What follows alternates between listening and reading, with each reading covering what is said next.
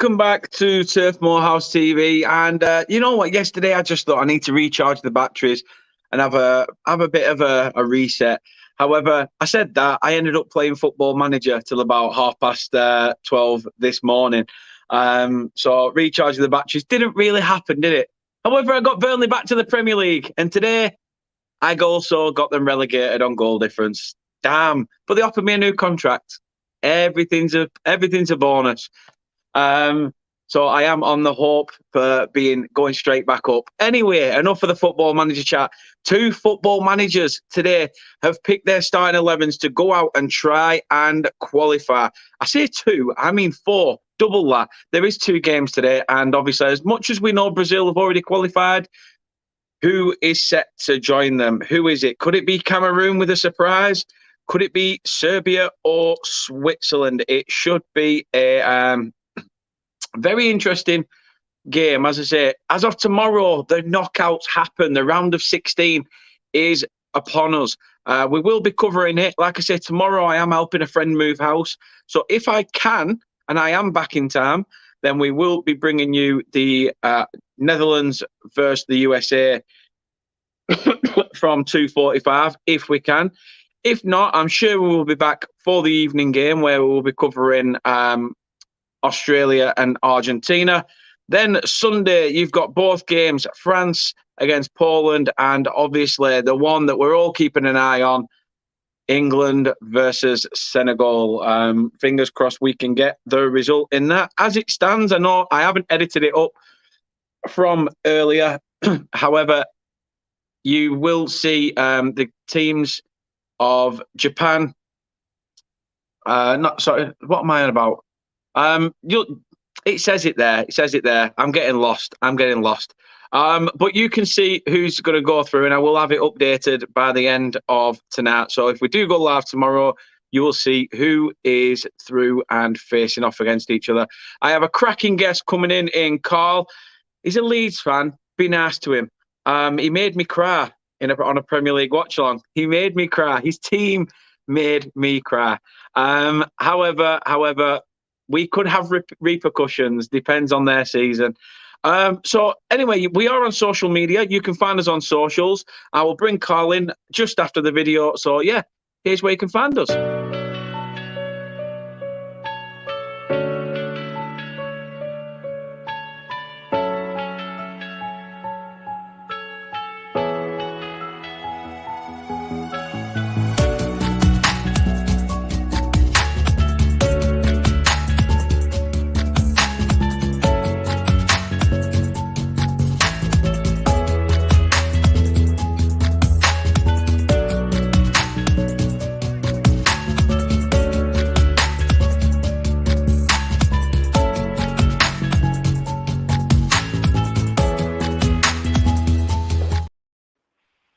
And here he is, the man, the myth, the Leeds United legend that is Mr. Carl Levy. How are you doing? Yeah, thanks for the introduction about the repercussions. Listen, I know I made you cry. I know I made all the Burnley fans cry. But listen, we don't care. We don't care in general. Just to get that one out of the way, okay? The very repercussions, right? If we beat Spurs before the break, we had the break, then I think we would have no repercussions. So don't leave it, yeah. It's still too early. Still very, very early in the season. Carl, thank you very much for coming on and giving us your input to these 4 games. Obviously, I'm guessing on your screen you've got Cameroon, Brazil. I have got Cameroon, Brazil. Yes. Yeah. So yeah, we will be bringing you that one predominantly, but we will be keeping our eye on Serbia and Switzerland as well. Because as I say, as much as Brazil are through, those 3 teams still are within a touching distance of qualification. Carl, first and foremost, obviously, as I say, thank you for giving up your Friday night, being able to chat to us, and let people know where they can find you and support your stuff that you do on YouTube. Yeah, thank you, Dan. Yeah, appreciate it. Yeah, you can find me at Carl Levy 92 person on Twitter, and you can find the Total Levy and Hall Football Podcast Twitter page on at LH Football Pod. You can find us on Facebook and YouTube as well. We're hopeful to come back and get some new content back New Year, but please subscribe to us. We are trying to get up to 50 subscribers before the end, before Christmas. And if you're on the go, you can listen to us on Spotify, both video and audio podcast, as well as Apple, Google, and other streaming services. Happy days. I've been so rushed. I went out, ordered myself a salt and pepper box from the Cantonese restaurant that was a good 25-minute drive. We went there, got it, came back. Me and Kate scoffed it. She's now upstairs with a little one. I'm sat here, nice glass of Shiraz, and I'm going to just let this night take me where it takes me. Just have a look at some of the comments. Henry says, good evening, Dan. Good evening to yourself. Hope you are well. The Stream Elements bot is running. Nice one. Keep doing what you're doing. Henry says, wow, 12:30 a.m. That is late. It was. Kate was fast asleep on the sofa. And she's like, right, I'm going up now. And I thought, well, I just thought I'd leave you to rest. She went, you don't even look like you're coming upstairs yet. And she was right for at least another 10, 15 minutes before I saved it. Typical bloke. Arsehole is what I am. But Henry says, I have done that before. Ravi's in and says, big up. Thought it was Garth Crooks at first from the way he sounded. Yeah, I know. I'm not surprised with that comment, but yeah. Henry says, I'm okay, thank you, Dan. Happy days. Right then, let's have a look at the group then. So Brazil do top the group with 6 points. Swiss in second with 3. Cameroon third and Serbia fourth. As I say, Cameroon and Serbia can still qualify. And I think Chris has actually said that he reckons Serbia will get out of it, but who's your pick of the 3 to cement the place in the round of 16? It's a tough one, it actually really is. I think we're at the moment, I think in the way Switzerland has got a good chance, because I'm just seeing Cameroon, I know Cameroon played Brazil in the previous group stage in 2014, and I know Cameroon was out way before then. I think Switzerland would just have enough against Serbia. Serbia probably not turned up as much. I know Mitrovic, had a very good season at Fulham, but he has been struggling, to turn up. And then there's been a lot of questions with the Serbian national team at the moment. I just think Cameroon will have just too much issue, so much weakness against Brazil in the next few minutes. I just think Switzerland could just edge it. It well could be. Let's have a look then at the starting 11s. I will try and share my screen again, because I haven't done the edits up because I am a lazy git. Pardon me. But for Serbia, we have Milinkovic-Savic in goal, Milinkovic, Velkovic and Pavlovic at the back. A midfield 4 of Zivkovic, Milinkovic-Savic, Lukic and Kostic. And Dusan Tadic plays behind the front 2 of Alexander Mitrovic and Dusan Vlahovic.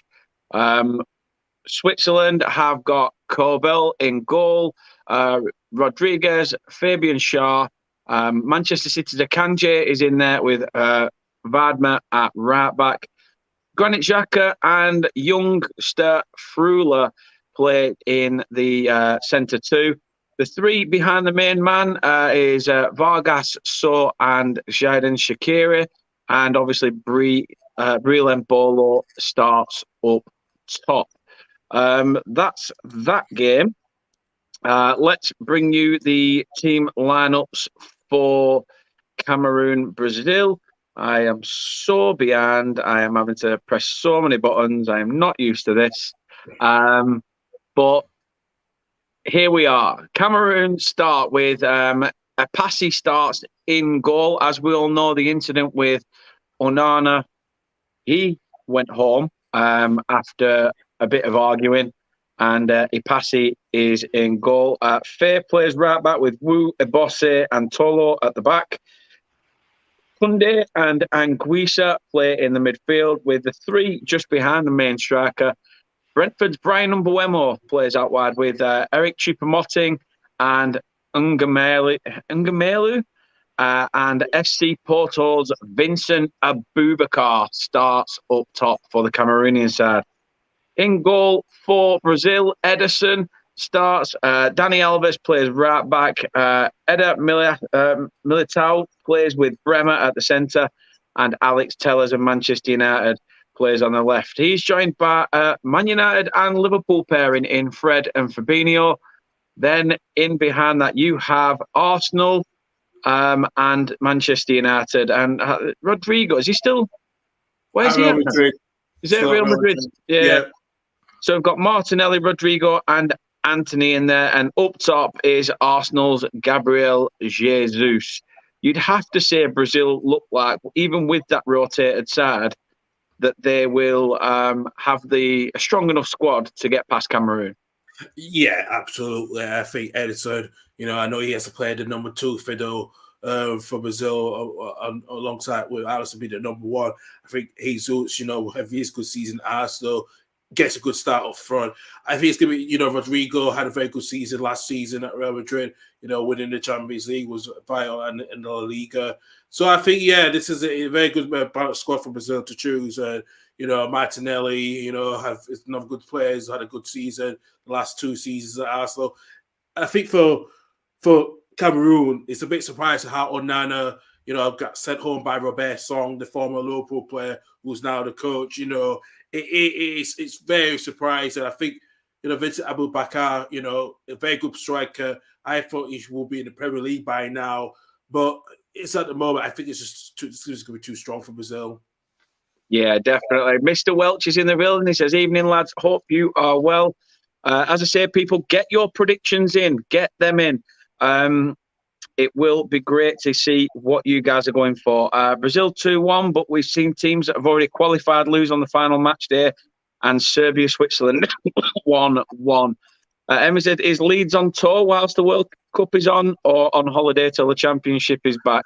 We were supposed to, before the crisis we had, we were supposed to go to the US, but that got cancelled due to the fact there was a crisis at Leeds until we were starting to win some games. I think some of the Leeds players at home, but the good news is we're not been on to at the moment. And the one big news is with Pascal Struijk, he has signed a new contract till 2027, 2028 now. So that was a huge thing out the news for Leeds. But no, Leeds, I don't think they're out doing any tour at the moment. They're just at home training. That is what I've been hearing. I don't think we'll be back to training, not till the latter stages. Probably the semi-finals, we'll probably be back in training with the squad that we have that is still not on the World Cup duty. No, fair shout. The game has literally just got underway. Cameroon kicking from left to right, and obviously Brazil kicking from right to left in an all-blue number for Brazil. I don't know what it is with my throat today, but it's trying to give up on me. I'm sure it is. Couple of stats then regarding this game. At aged 39 years and 210 days, Dani Alves becomes Brazil's oldest player in a World Cup match. Despite fielding Dani Alves, though, in their starting 11, Brazil have named their youngest lineup since the 2002 final against Germany. Their lineup is 27 years and 101 days. Brazil's 9 changes is their most between games at a single World Cup match since 1966. Brazil have won 5 of their 6 meetings with Cameroon in all competitions. Most recently, a 1-0 friendly win in November 2018. Brazil have won both previous FIFA World Cup games between the sides, 3-0 in 94 and 4-1 in 2014. Cameroon's first ever FIFA World Cup game and first ever FIFA World Cup victory came against South American opponents. Overall, they've won 2, drawn 2, and lost 2 of their World Cup games against such sides, with both defeats coming against Brazil. So Brazil have won all 7 of their FIFA World Cup matches against African sides, scoring 20 goals and conceding just twice. So you'd think that this should be a walk in the park for them. Brazil are also yet to face a single shot on target at the 2022 World Cup. The first team to not face a shot on target in their first 2 games at the tournament since France in 1998. The fewest shots on target faced by a team in the group stage in 66 is 2 by Argentina in 1998. So the stats say that Brazil should have this game wrapped up and buried by, before a ball's kicked. I mean, do you expect Cameroon to go all out? We saw earlier, the Korea win against Portugal. That then sent Uruguay out. We can see the odd upset in this tournament, haven't we? Yeah, we same thing. We can see the odd time. I know Brazil had a very good early chance just in the first 2 minutes of the game. But right back, Cameroon will probably go all out attacking, they all out, because you can see how Korea did it today.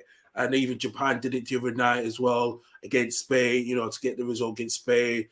So this could go any way the other at the moment. So I think, like I said, Brazil got that strength and depth, and like I said, but Cameroon need to start being intimidating the Brazilians a bit if they want to try to get a chance, But like I said, the key difference I think for Brazil is having the players such as Jesus and Martinelli and Anthony, and probably the players that has been in form for the clubs at the moment. I just think Cameroon's, they're playing that 4-4-2, try to be more in Brazil's face in the next first 10 to 15 minutes. I just think, in a way, Brazil need to capitalize and make sure they keep their record going, having no shots on target conceded to them. Definitely. I mean, Cameroon have brought in plenty of attacking talent in this final game. Like I say, Maxime Choupo-Moting and Vincent Abubakar both starting after their quick-fire goals, saved the game against Serbia. And Buemo will provide plenty of ammunition from the right flank as well. And Frank Anguissa comes into the base of the midfield. You'd like to say that they've gone attacking, but do you think it's always best to go attacking against a side like Brazil, or would you shut up shop, sort of read the game? If you was to be the manager of Cameroon, how would you have set this side up? A really tough one. I will probably read the game in the first 10 to 15 minutes, and then probably 20 minutes, and then see what you do. Then you tweak it to go into attacking, and that's how I would do it. You see that first 20 minutes is important. You got to see how the Brazilians line up when they're playing defensively and how they go forward. Then you can find ways to think, okay, we can try to match them, or by doing a different formation. So I think that's how Cameroon will have to do now in the first couple of minutes to try to see how Brazil will play with that style, and then they will just tweak it a bit, from after 15, 20 minutes onwards. Definitely. I'm just looking at some of the stats in the Serbia-Switzerland game. Switzerland, even in the opening 24 seconds of this game, have had 2 shots, which speaks volumes, really, for Serbia if they want to, try and get themselves out of this group. Although we have just seen the first yellow card in the Cameroon-Brazil game, and it has gone to Nuhu Tolo, who goes into the book for a challenge on Manchester United's Anthony. Yeah, rightly so. Right, I mean, looking at it, he took his legs, hasn't he? Yeah, just seeing it now. He didn't need to go in there, and that was a bit late. It was a bit late as well, So that pressure's there now for Tolo. He now needs to, make sure, try to limit himself of making silly fouls, to the quick players like Ante and Martinelli, who probably will be switching wings, and Rodrigo most of this game. They will swap around the roles. So yeah, he didn't need to lunge in like that, But yeah, he's going to be on the spot now, trying not to get a red card. No, I didn't get around to asking you, obviously, because the game started. But how happy are you to see two Leeds players in in the USA squad being able to qualify for the round of 16? Is that good for you, or do you think? Yeah, it's really good. It's been really good. I've been really happy. I know talent, new talent has had that leadership, and he's showing it for the first.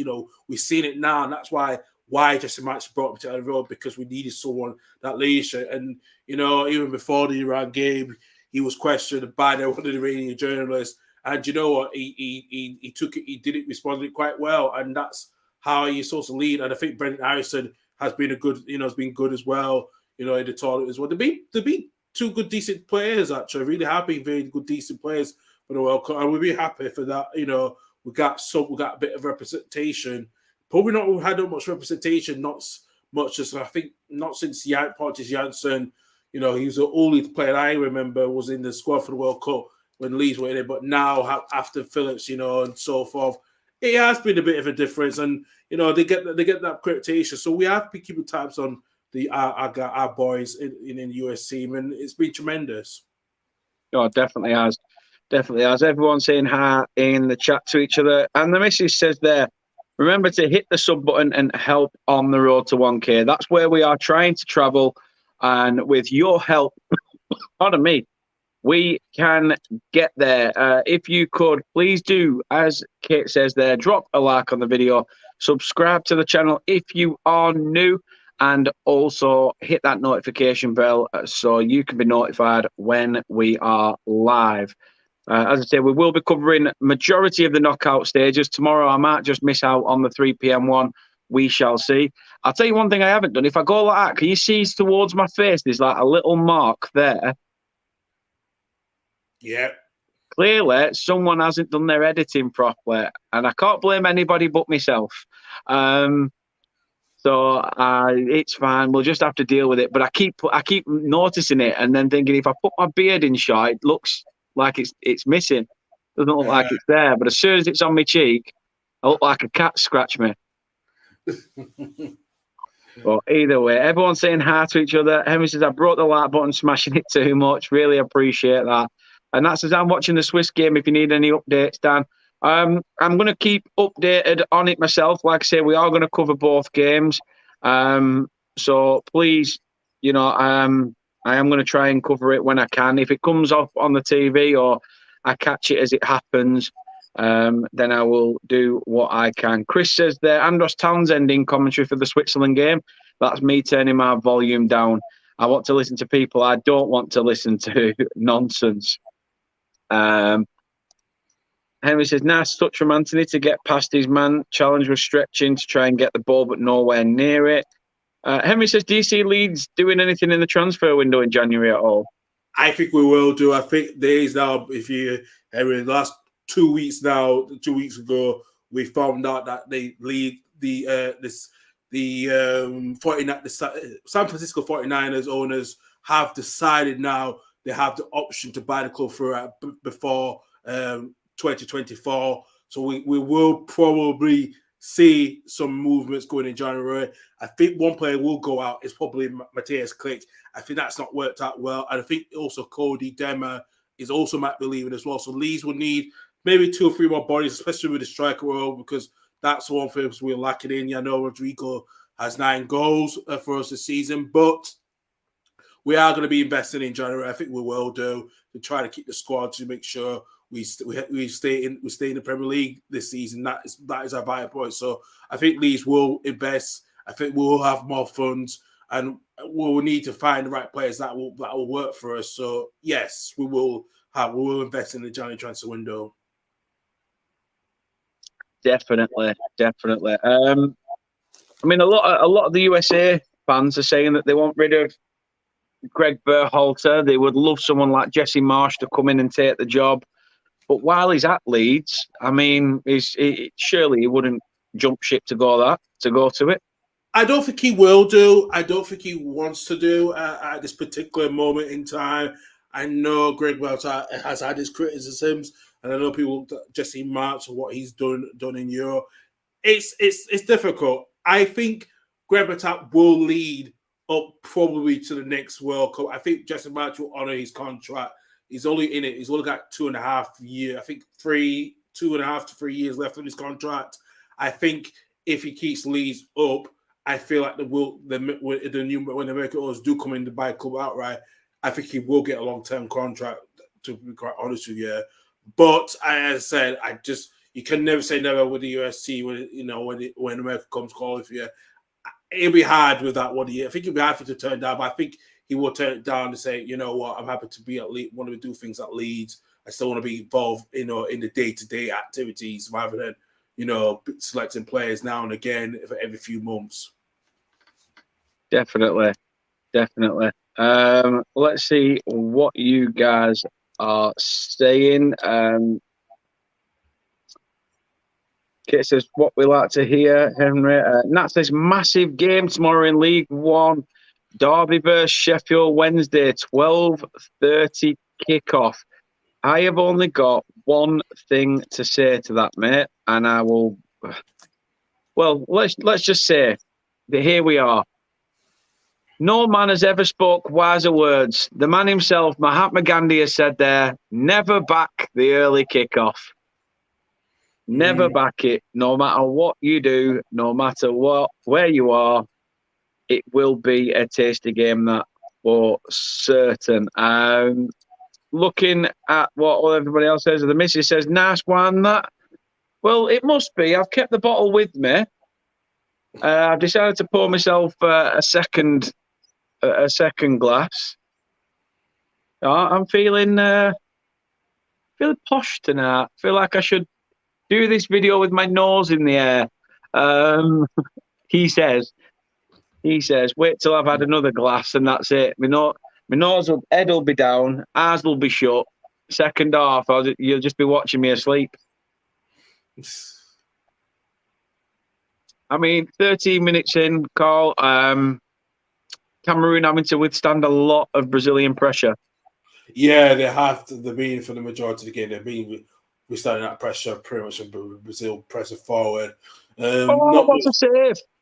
Not much pressing from Cameroon going towards the they've been comfortable, and I just worry about that when that moment will come for Cameroon, they will probably concede because there's not much more they can do to I don't think they have enough legs to hold that pressure from the Brazilians.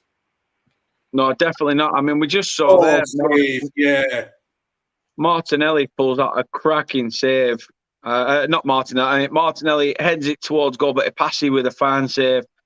Yeah, I think Martinelli was going to target to get that in, and if Spencer just was coming out his box, but he kind of hold back a bit, and and what a save as well, because that is definitely going in.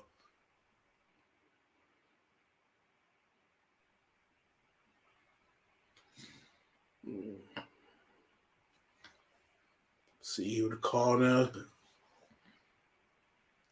Are you watching on our player, Carl?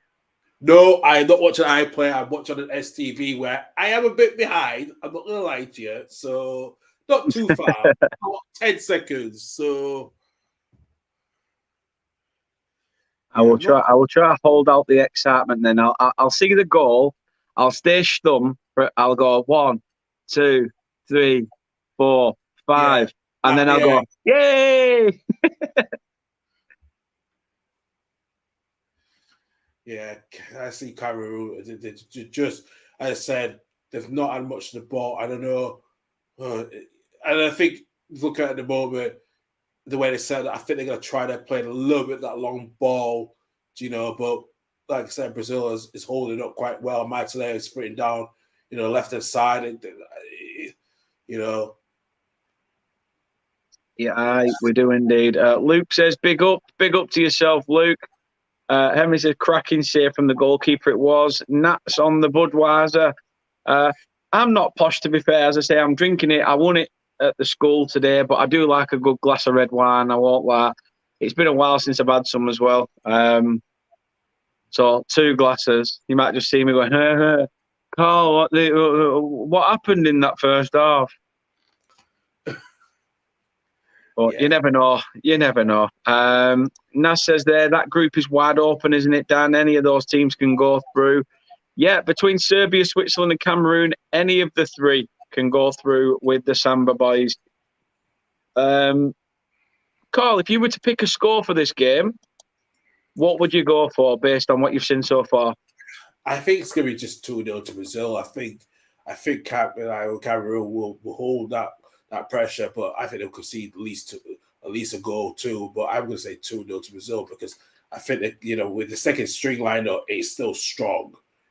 So I just think it's going to be a lot of pressure. That's going to be, and Brazil will find a way because, no other teams are going to be perfect, but Brazil will find a way. They always do. I don't know who to go for. Well, I do know who to go for, but by what scoreline? You know what? I'm gonna trust. I'm gonna do an Arsenal. I'm gonna trust the process with you. You are my Arteta. I'm gonna go for 2-0 with you. Right? Yeah, fair.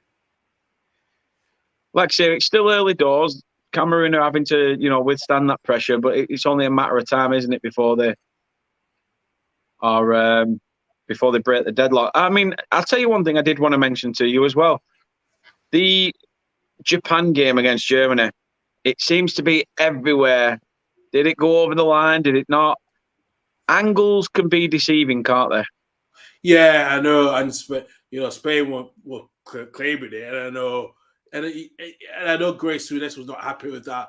But when you look at the angles again, when actually they did check it properly the ball fully did not go over the line. No. So that is a thing that's interesting, and I know a lot of people thinking that it should not be counted, but FIFA probably got this spot on because the whole of the ball, the way the angle is still on the line, regardless. Even if it's on the edge of it, it's still on the line, And like I said, Japan showed a bit of greatness the last two games, and as I said, I was very surprised they've got into the last 16 because they've I know historically they were struggling, but yeah, I think Germany's paid the price. The Germany used to be the tournament experts, but now they're in their bewilderment now at the moment, going through the bewilderment years since winning the World Cup in 2014. I just think now, as Hansi Flick is going to be more under pressure now, and I don't know those rules about Jurgen Klopp being late to the job until his representatives came out and denying it completely. So I think for now, I don't know where Germany can go now. They're going to be hosting in the Euro 2024. What do you do? There's a lot of things that needs to be worked on in that German national team.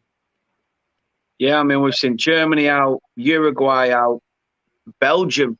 The Belgium are out as well. A lot of people predicted that this could be their year to really go on and do something because it's probably a final chance saloon, wasn't it, for the old gold generation that they have.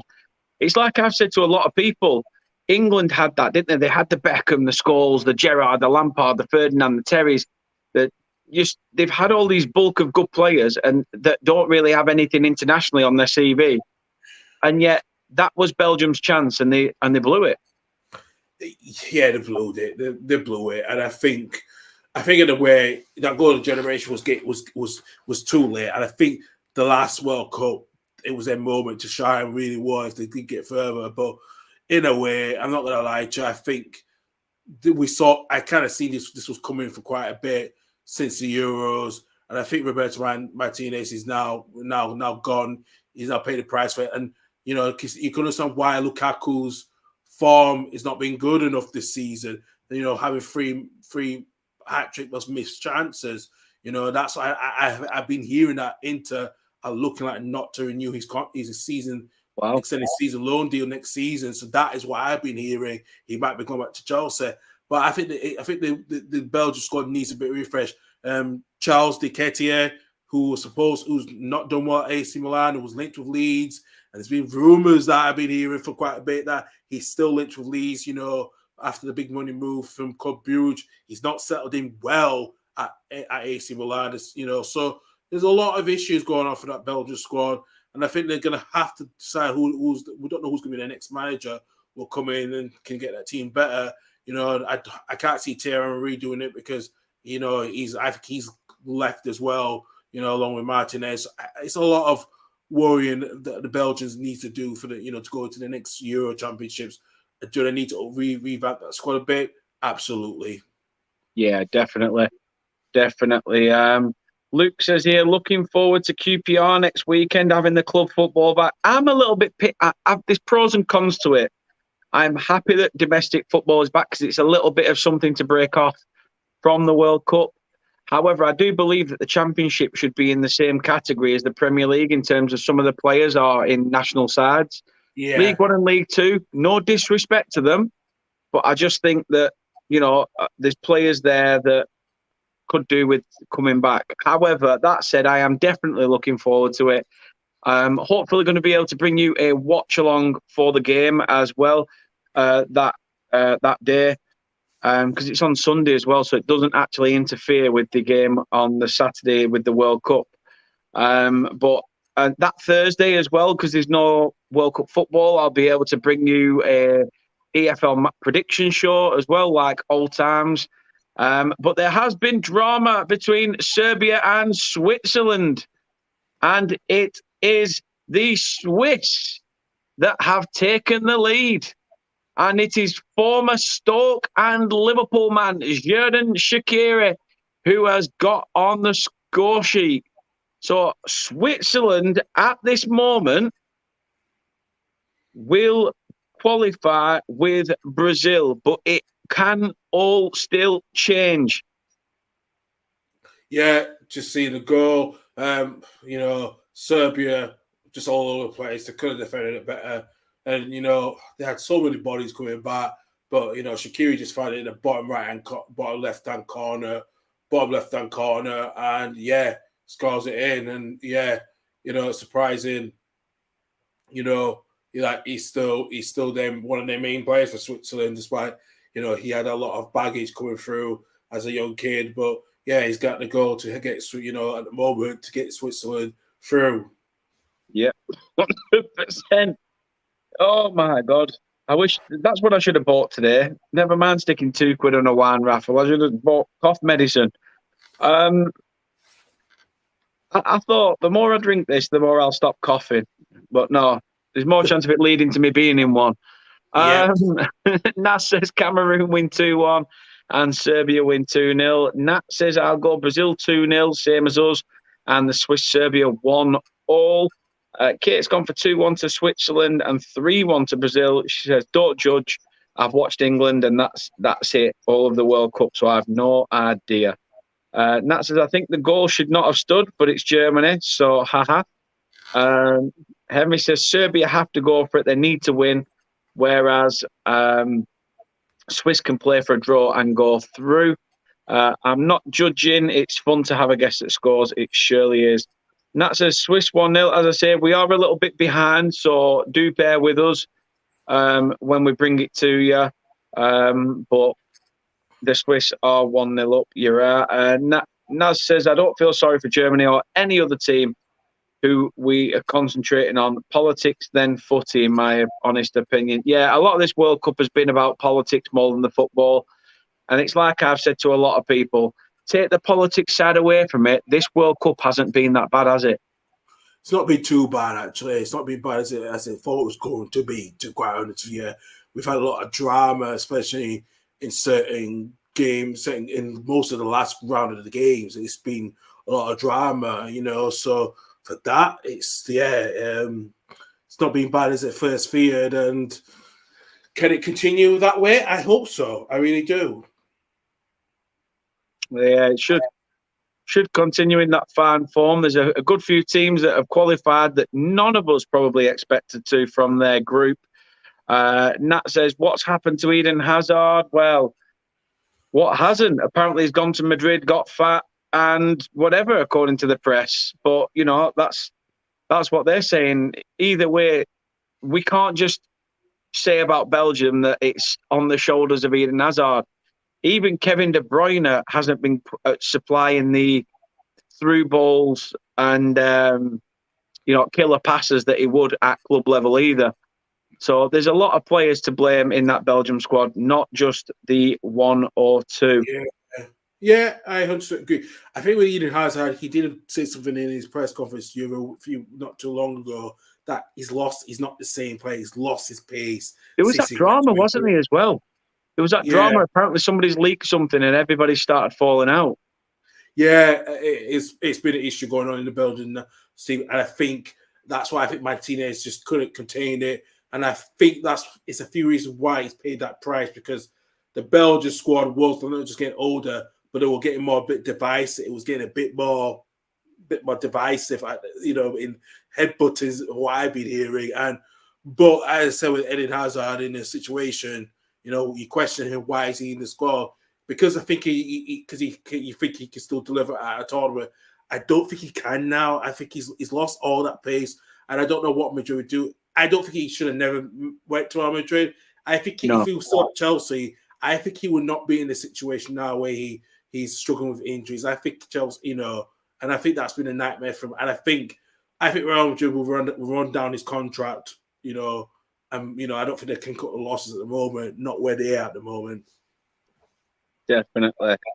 Kate says that £2 was mine. It's my wine. Could have put that away as a Christmas gift for you. Unlucky. Luke says best QPR fan I know is James Lawrence Alcott.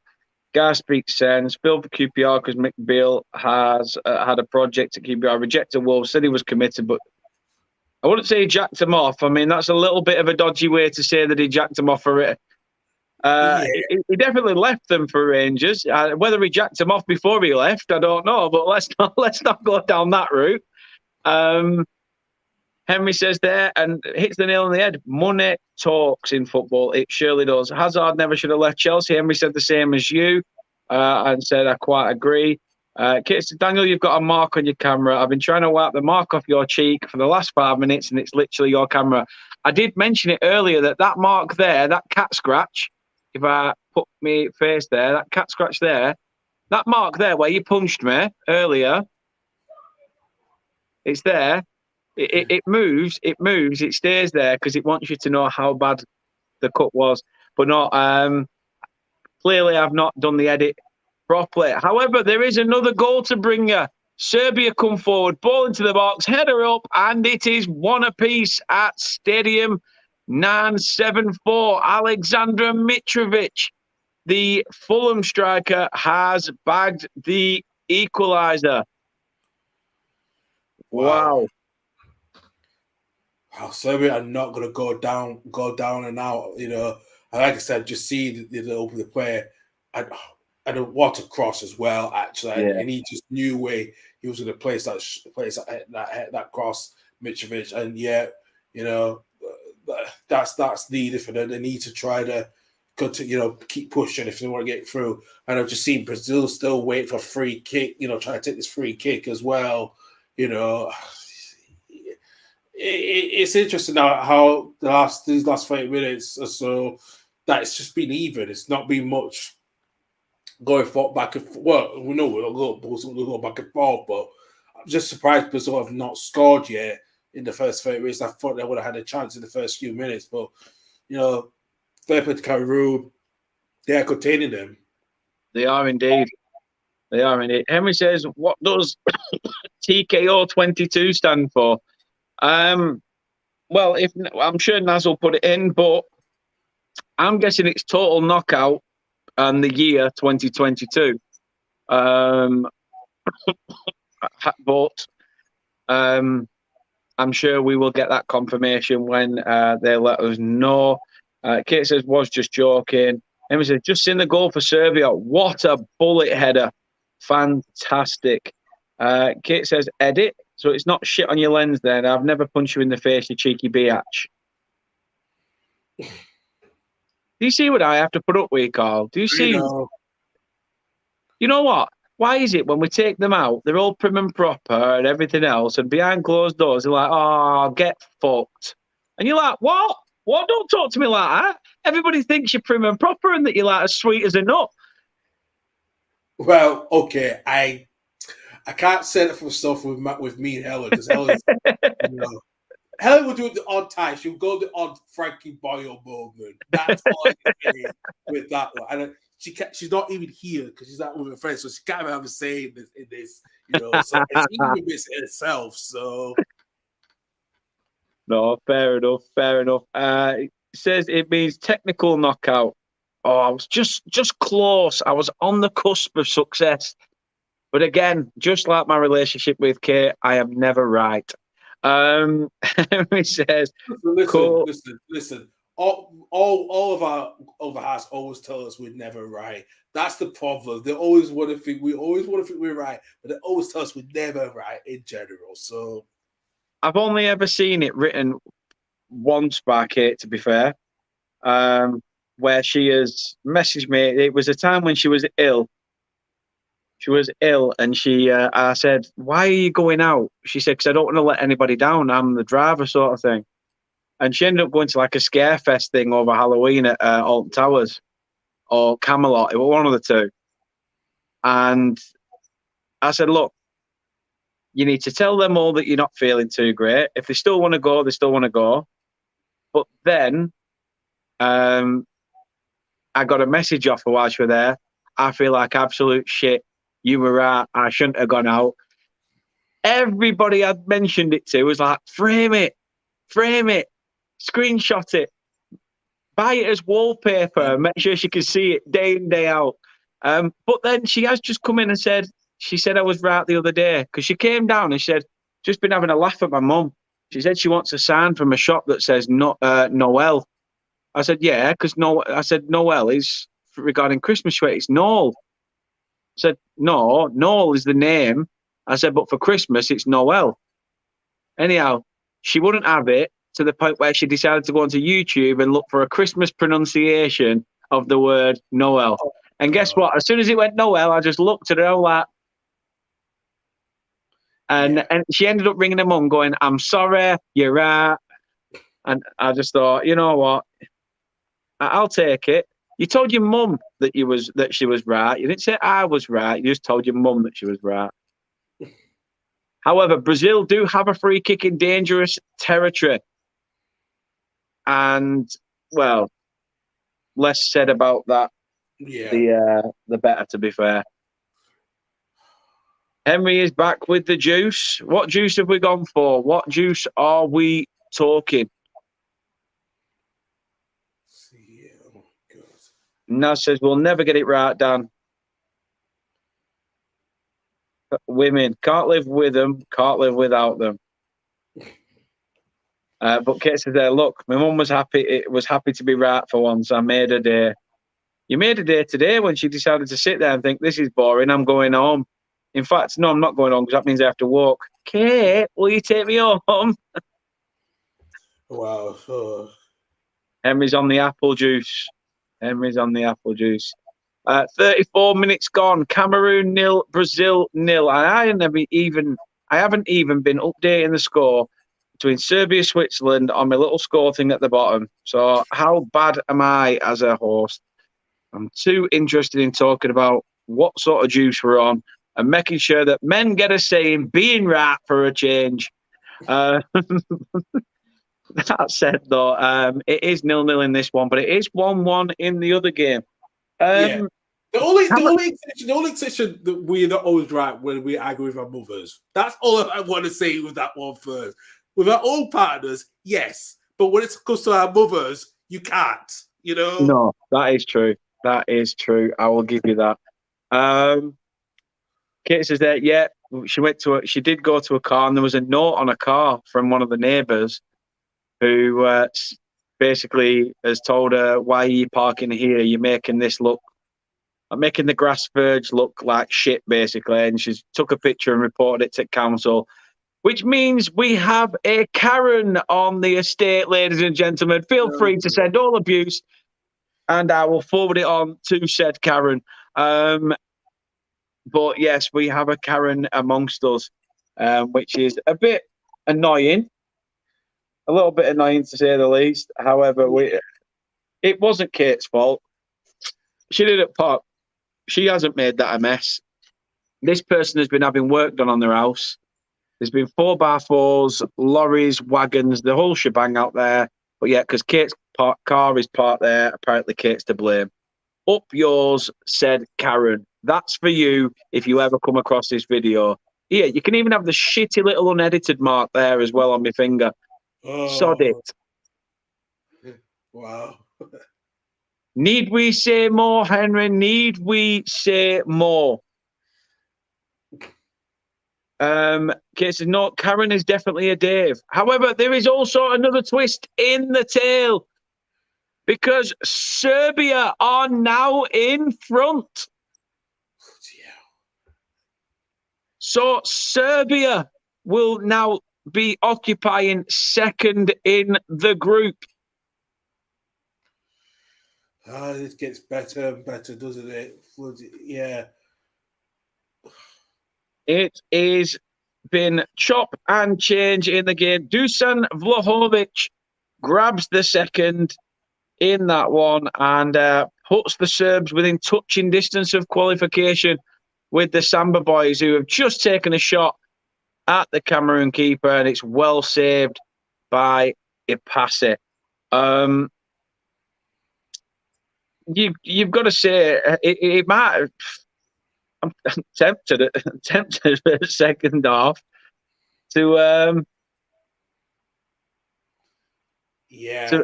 me switch to the other game, for Christ's sake. I have to agree with you.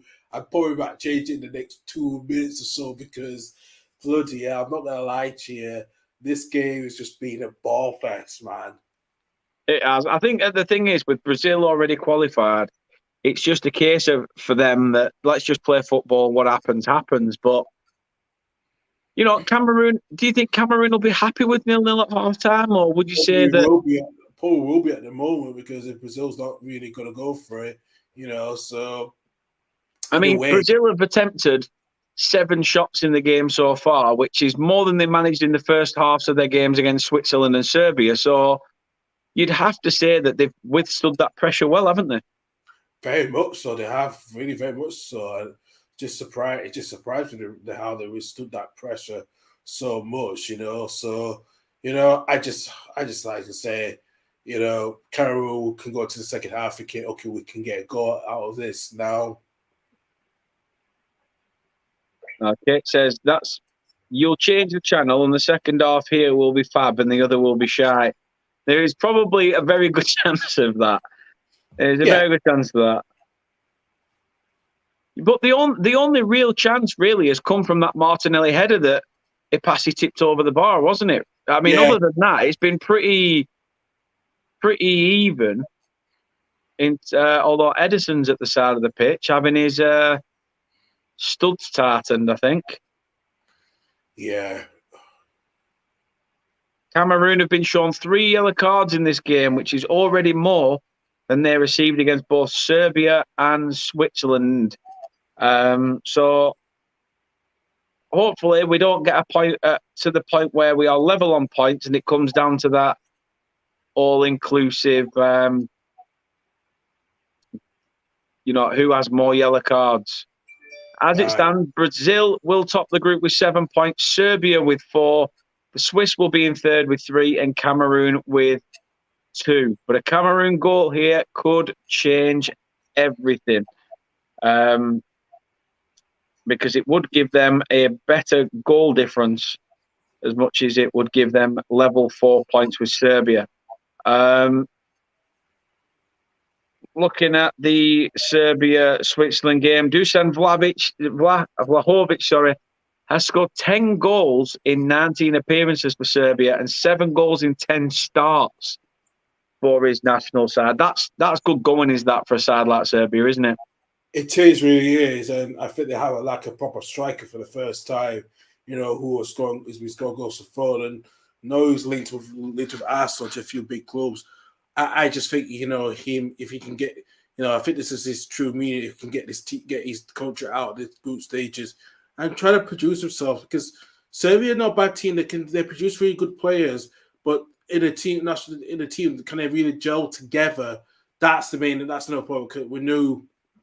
Look at the last, you know, they didn't qualify for the Euros because Scotland beat them on penalties. You know, you could have questioned them 2 years ago, but you know, I think they got a proper striker alongside Mitrovic. I think it's good for those two working in combination together. Definitely. I mean, you've had Nemanja Vidic at the back for Serbia as well. You know, he was a big player, an absolute rock in that defence.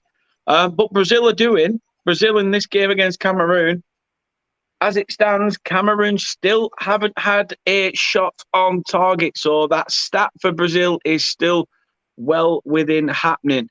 0 attempts on goal, 0 attempts on target for Cameroon.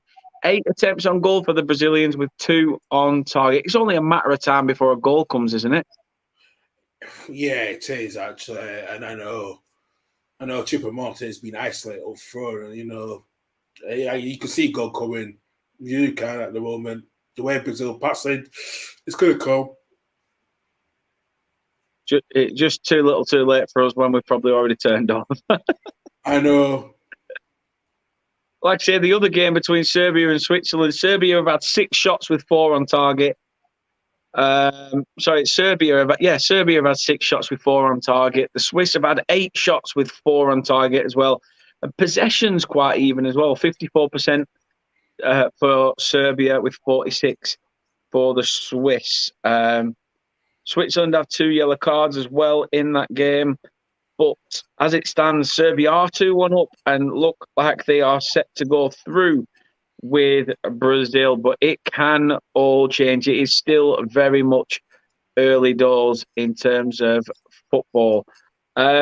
What do Cameroon have to do then? If they can hold out for this first half, what if you was Rigobert Song for this Cameroon side, how would you change it to try and get that killer goal against the Brazilians? I think you have to play Morembo in a three man forward formation, because I think he's more better suited to that actually, because I know him playing in that far midfield. He's not getting down on the whips on the wings properly. I think there needs to be change with that to be Morembo to make his strength. Can play on the right hand side to make sure he can try to cross in his cut left across his side with his left foot. So yeah, there's a lot of things that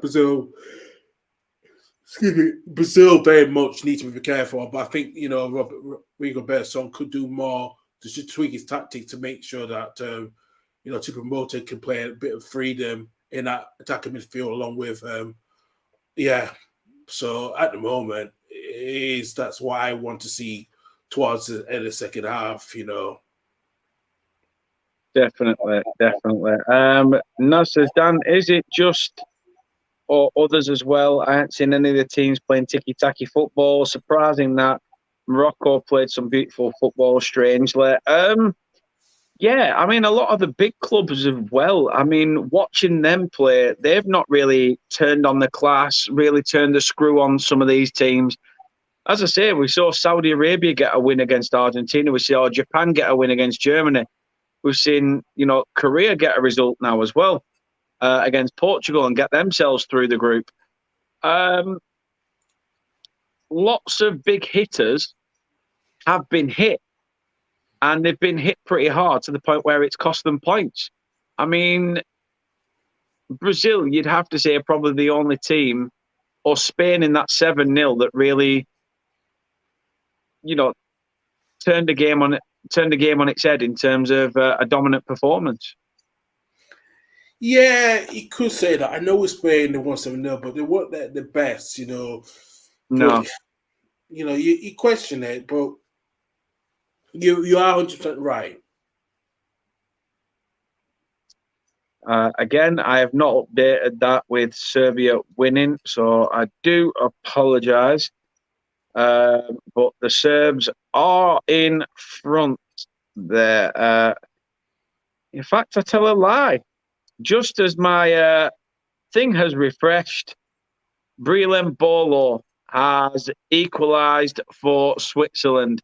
So we will see it on the screen in a moment, but it has gone back to normal. It has just gone to it. The Swiss have come forward, ball played wide, right across the face of goal. Not one Serbian defender there to deal with the situation. And the Swiss are back in it. It is 2-2. See, that's the reason why I hadn't updated it, because I knew there was a chance of another goal. See, I know. Sixth sense.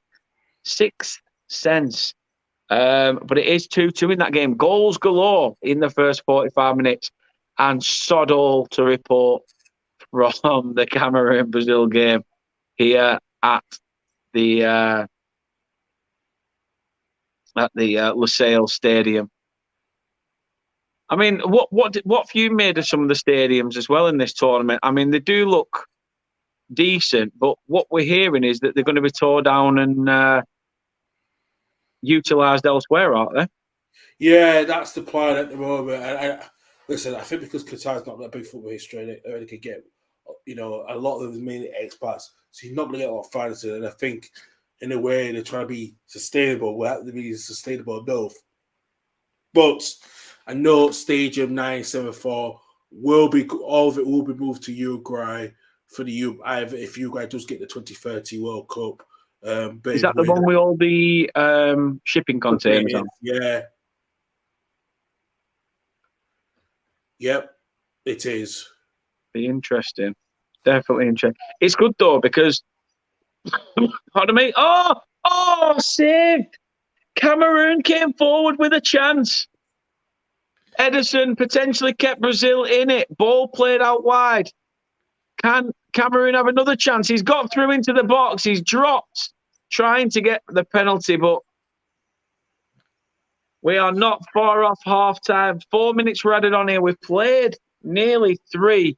Oh, chance. Oh, that is a good chance. He could have got in, actually.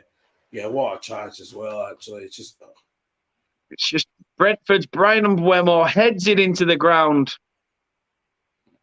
To be fair, I don't think if he heads that down, I think if he heads that directly, it's going to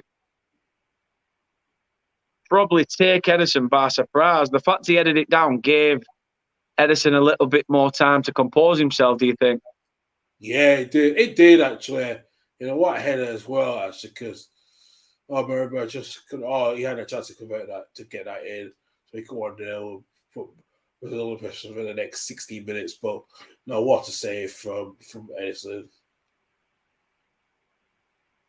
So it's 2-2 in the other game. Not far off half time in that one either. It didn't say how much there was added on in that first half, but they have played 4+ in that one. So probably not long off half time in the 2-2 between the Serbs and Switzerland. It was 3 minutes, so it won't be long before that has gone to half time. However, this one has just gone for halfway. We have hit the halfway mark in this one. Let's see what you guys are saying in the chat. Naz says, nothing to lose. Go for it second half, Cameroon. Wilma says, 7:05 p.m. Eh? Yeah, the half-time's come. Henry says 2-2 already. Game going from end to end. Henry says cracking save. Should have buried it, in his opinion. Nas says, yeah, I agree with you. We've had big hitters, killers, but I didn't see any of those teams play with style.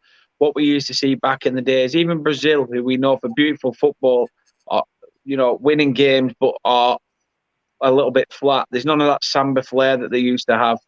No. We will be back for the second half very, very soon. If you could do us one thing during this halftime break, please do drop a like on the video. Subscribe to the channel if you are watching us on YouTube. We are currently live on Facebook and Twitch as well. So if you are watching us on Twitch, drop us a little follow. Really would appreciate that. And also on Facebook, drop us a like, a love art, whatever emotion you want to put on it. Please do that. But if you're on YouTube, subscribe to the channel if you haven't. That would really help as well. Hit that notification bell so you're notified when we go live so you don't miss out on anything. That would be fantastic too. But what we will do is we will break off for 5 minutes at halftime, let you go top up a drink, take yourself to the bog, do what you need to do.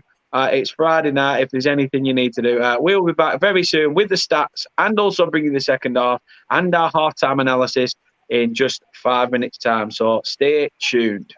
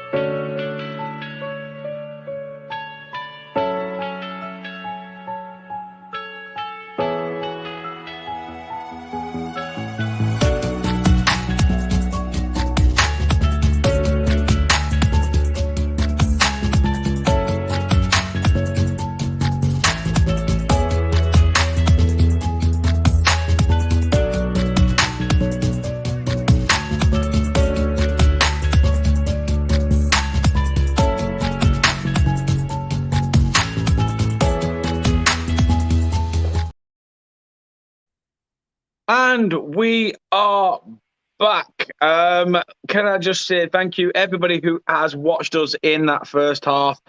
You've had to sit through a 0-0 while the other game is 2-2. I do apologise. Just to bring you sort of up to date with where things are at with the group at the moment as it stands. Let me just move that a little bit. Brazil are top of the group, and they are already through, as we already knew. They are on 7 points at the moment with this 0-0 against Cameroon. Switzerland, with it being 2 apiece, it literally is as it started. Switzerland will be going through with Brazil, Cameroon in third, and the Serbs in fourth. But as we've seen goals in that second game, it will change. Is it going to change in the second half between Brazil and Cameroon? We shall see. It is all to play for. Looking at the game then between Cameroon and Brazil, Brazil have had 68% possession in the opening 45 minutes, which is more than they managed in the first halves of their clashes with Serbia and the Swiss. They have also failed to score a goal in the first half in their last 5 World Cup matches, with all of their last 7 goals in the competition coming after the break. The first half ended goalless. No goals scored, but it is a handful of chances at both ends. It looked likely to be a one-way traffic early on as Constant runs in behind by the Brazilians. So Cameroon pick up 3 early bookings within the first half hour. That is my food, so just give me that. Oh, lovely. Since then, the indomitable Lions have improved their discipline. And despite Martinelli and Rodrigo both testing a passing goal, they have defended well. They almost had a goal of their own too.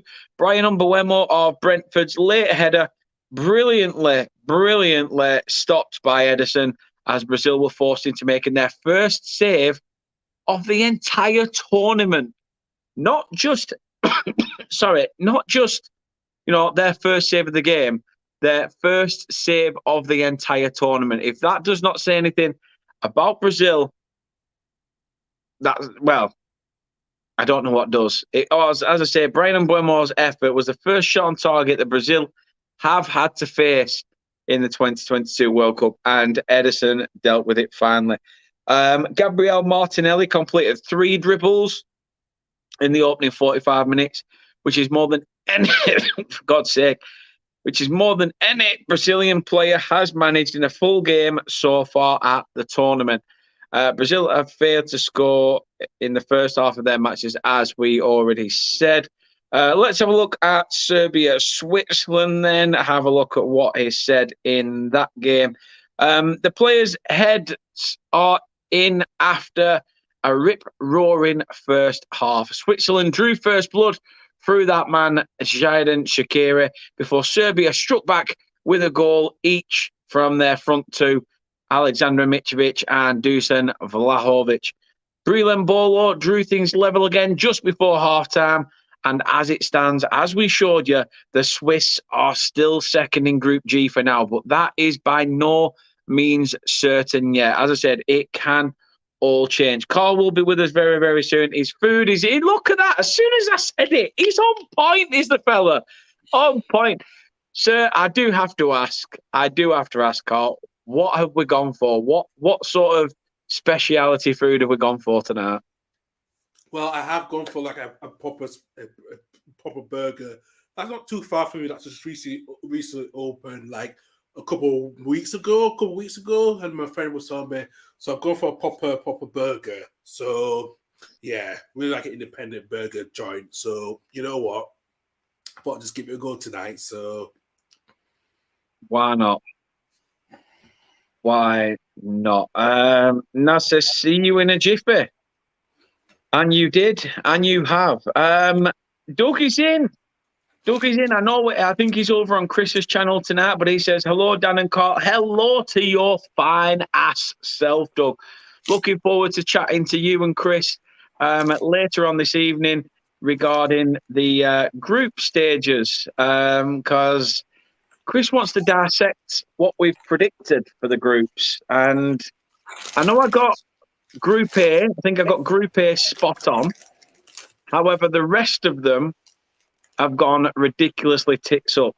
I think I predicted England to win the group, but Iran in second, something like that. I think I predicted. But there has been a lot of drama happen over these games. Cameroon coming forward, a header out for a early Cameroon corner in this second half. By the way, people, one thing I did forget to tell you, if you've never tried this before, go out and try it. If you like red wine, right, on its own, fair enough. I like it on its own. I can drink it. Game changer moment for you. Game changer. No way sponsored at all. But you may think that's fucking disgusting. Coke and red wine together. Coke and red wine together, honestly, just, another level. Yeah, another level. Yeah. It's almost like a fruity sugar drink. I don't know. It's just nice. It's weird. I can't explain it. And the more you drink it, the more it's enjoyable. It's weird. But yeah, try it. Try it. And if you do try it, let me know your thoughts on it. If you go, what the heck are you on about? That's bullshit. That's dog crap. I will never do that again. I have just wasted a good glass of red wine by doing that. Then I apologise. But at least tell me you've tried it. Because I'm not being funny. Game changer. Absolute game changer. Naz says hi to Doug as well, which I'm sure obviously Doug is now back with Chris for the second half. There is a Brazilian on the floor. And it doesn't look nice. Everybody is surrounding him on the deck. Even one or two of the Cameroon players. And it is Manchester United's Alex Telles. Wow. Who is down and receiving treatment. We know this second half call. We know full well that, Cameroon, if they are to get anything out of this, have got to come out and potentially get it. Or, I mean, there's two ways of looking at it for Cameroon. Sort of withstand the pressure until late, final 10 minutes, throw everything at it and hope for a late smash and grab. Or would you rather sort of come out early from the second half, grab it, and then defend it? That's a good question, actually. It looks like Cameroon was trying to start the second half, come grab it, and then defend it. I think that's the approach that they're trying to do, and I would take that approach. If you want to capitalize in the first 2 or 3 minutes of the game of the second half. No, that is true. I'm just going to break off there as well because there has been another bit of drama in the second half. Clearly on RTV4, where it's all happening, because in this game,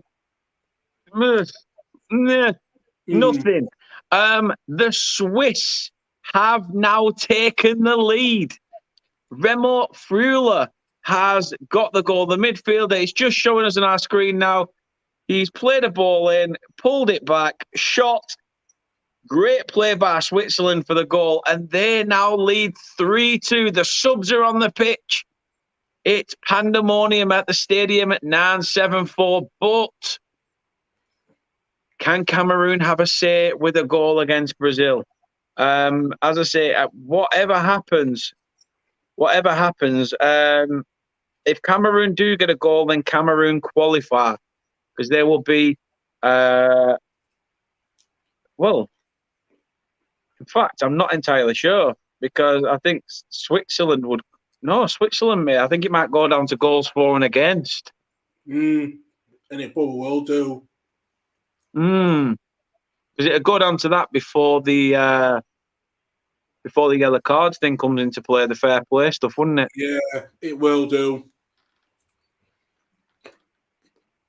But Switzerland, who, to be fair, you know, before a ball was kicked today, were in there and trying. I mean, it's just showing as well that how close can Cameroon come? That was a great effort. Yeah, that was a great effort, actually. You know, it's just I've just gone wide of the post, and yeah, just see here as well. You know, they look at it to see here. It's Visa Abuka, you know, Bukika just try to, you know, but it's gone well wide of the left hand post, and you know, right hand post, and yeah, it was a chance. That was a chance for Cameroon. It's looking like Tellez may have to come off. He's down to the deck again. And I think Marquinhos looks like he's being readied to come on from the bench. I think it's a collision, really, in the box between Tellez and Anguissa. Yeah. And the Brazil left back has come off worse. It's from what I've got written down here, it's Alexandro that's warming up on the touchline. But from what I saw on the screen, I'm sure it's Marquinhos that. Yeah, I've seen Marquinhos as well. Yeah.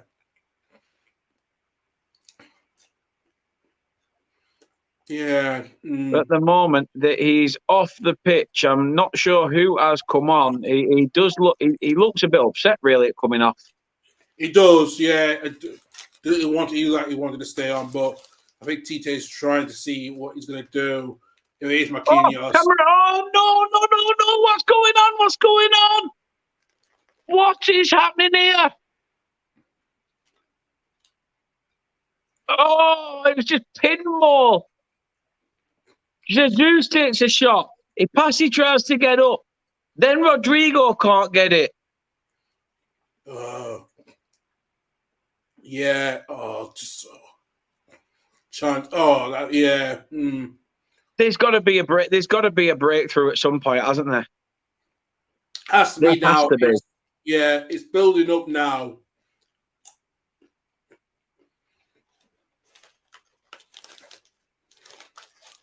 Oh, wow.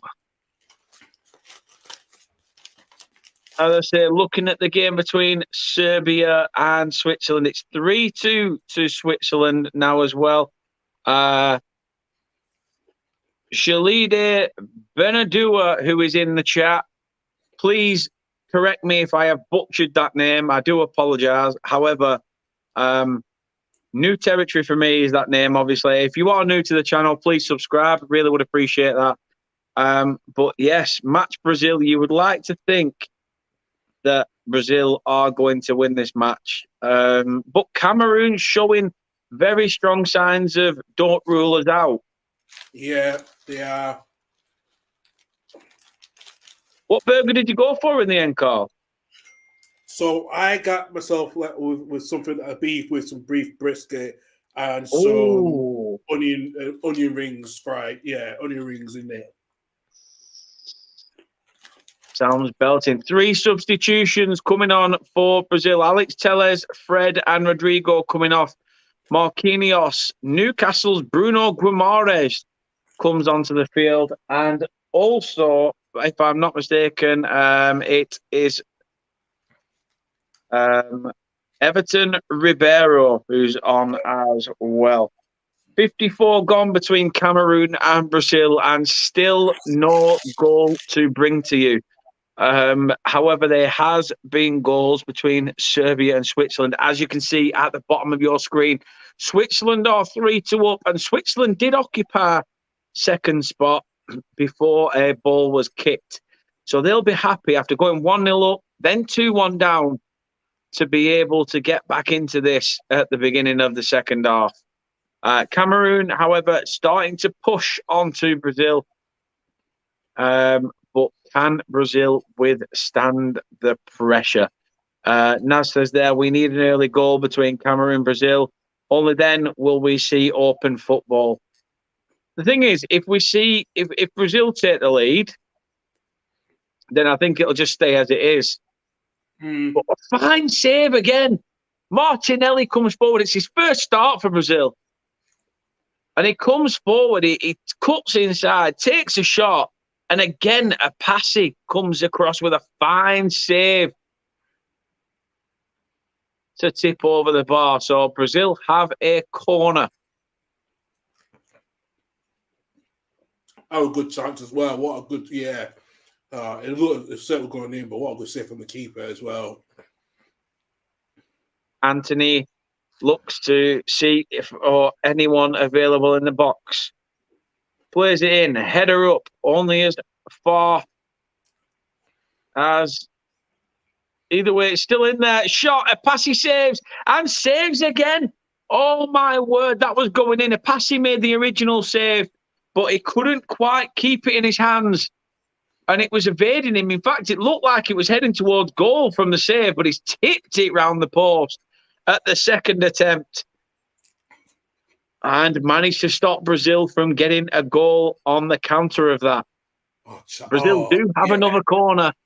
Brazil do have another corner, but they are now piling that pressure on Cameroon, aren't they? They certainly are, and he just missed what the goalkeeper just missed, and he at least pushed it out because Eder Militao just was not a powerful shot, but when you have Martinelli trying to capitalize on it, you do need to push it away, actually, for a corner. Brazil come forward again. Play to Anthony. Can he cut in and take a shot? He does, and a pass. He saves again. Another corner for Brazil. Between Serbia and Switzerland, Luka Jovic is on for Dusan Vlahovic up top for Serbia. Nemanja Gudelj is on as well for Milos Veljkovic. So they've gone for another midfielder and took a defender out, but also in Luka Jovic for Dusan Vlahovic. It's just a like for like in the striker position. However, also a yellow card for Strahinja Pavlovic. The Serbian defender is now in the book, but it is still 3-2 to the Swiss, and it is all to play for. Cameroon, Brazil, it's still 0-0 here. There is another player down, and I think it's the Cameroonian goalkeeper. Yeah, it looks like he collided with... Oh, yes. Yeah. He smashes his back on the post, doesn't it? Yeah, it does. Ouch.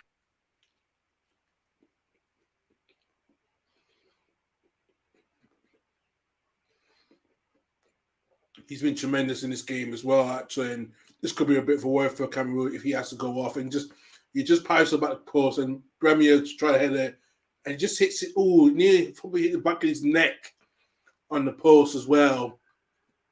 Yeah, ouch. That is a horrible one to take. As you said there, Carl, that there's a good, he's been quite concrete really in that Cameroon goal. He's done really well since coming in for Andre Onana. To go out now with an injury would be an absolute sucker punch for Cameroon.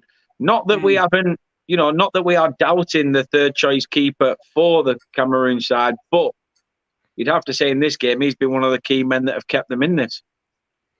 Absolutely, he's been an absolute key man keeping in this game, actually. I know we were speaking when Onana was dropped. It was kind of worth thinking, was this the right decision? Will Cameroon go out? But no, he's still keeping him in the game and passing, for Cameroon. 100%. Nas says there, oh gosh, hope he's okay. And then says, luckily, he's up. He is made of true steel, is that man. Hopefully, he will continue. And we will see some more fine saves from him in the long run. Coming up to 60 minutes on the clock. Cameroon 0, Brazil 0. And it's still Serbia 2, Switzerland 3, although they could have had a fourth. I mean, Breland Bolo, I mean, how has he missed? Pavlovic's handball gives Switzerland the chance to test Serbia's set-piece defending. It's worked to Breland Bolo, who dinks it over from a few yards out, but the offside flag goes up and spares the striker's blushes. Really should have been burying that, to be fair. But he has not, and it's still 3-2. Serbia will still think they're in this. They've put the ball in the back of the net twice. So why can't they give themselves another chance? We shall see. Here, though, as you say, it is 0-0. Would you say Brazil starting to maybe retract a little bit, or Cameroon coming into it a little bit? I think it's Cameroon coming into it than Brazil retracted, to quite honestly. You know, I really do feel that way. I think Cameroon's taking it, you know, is making Brazil think twice as hard, thinking, okay, we don't need to retract, but we need to be better. And you see the ball recovery time, you know, it takes Cameroon 26 seconds to recover the ball compared to Brazil's 13, you know, seconds. And just seeing here, you know, I just can't see. Yeah, I can't see Brazil retract at the moment because they're trying to keep the flow of the game going for them. 100%. I mean, Edison, well, throughout this group stage, has not been tested. I mean, the keeper, probably the Brazilian goalkeeper, no matter who's in goal, can go back to their club and probably not think, yeah, I went to the World Cup. What did you do? I made one save all group stage. Looking at it, you know, let me just have a look, pull up the stats, because it wouldn't surprise me if it's evened itself out a little bit now. They're still saying 65% possession to Brazil, 35 to Cameroon. 3 shots by Cameroon, by the way, with 1 on target.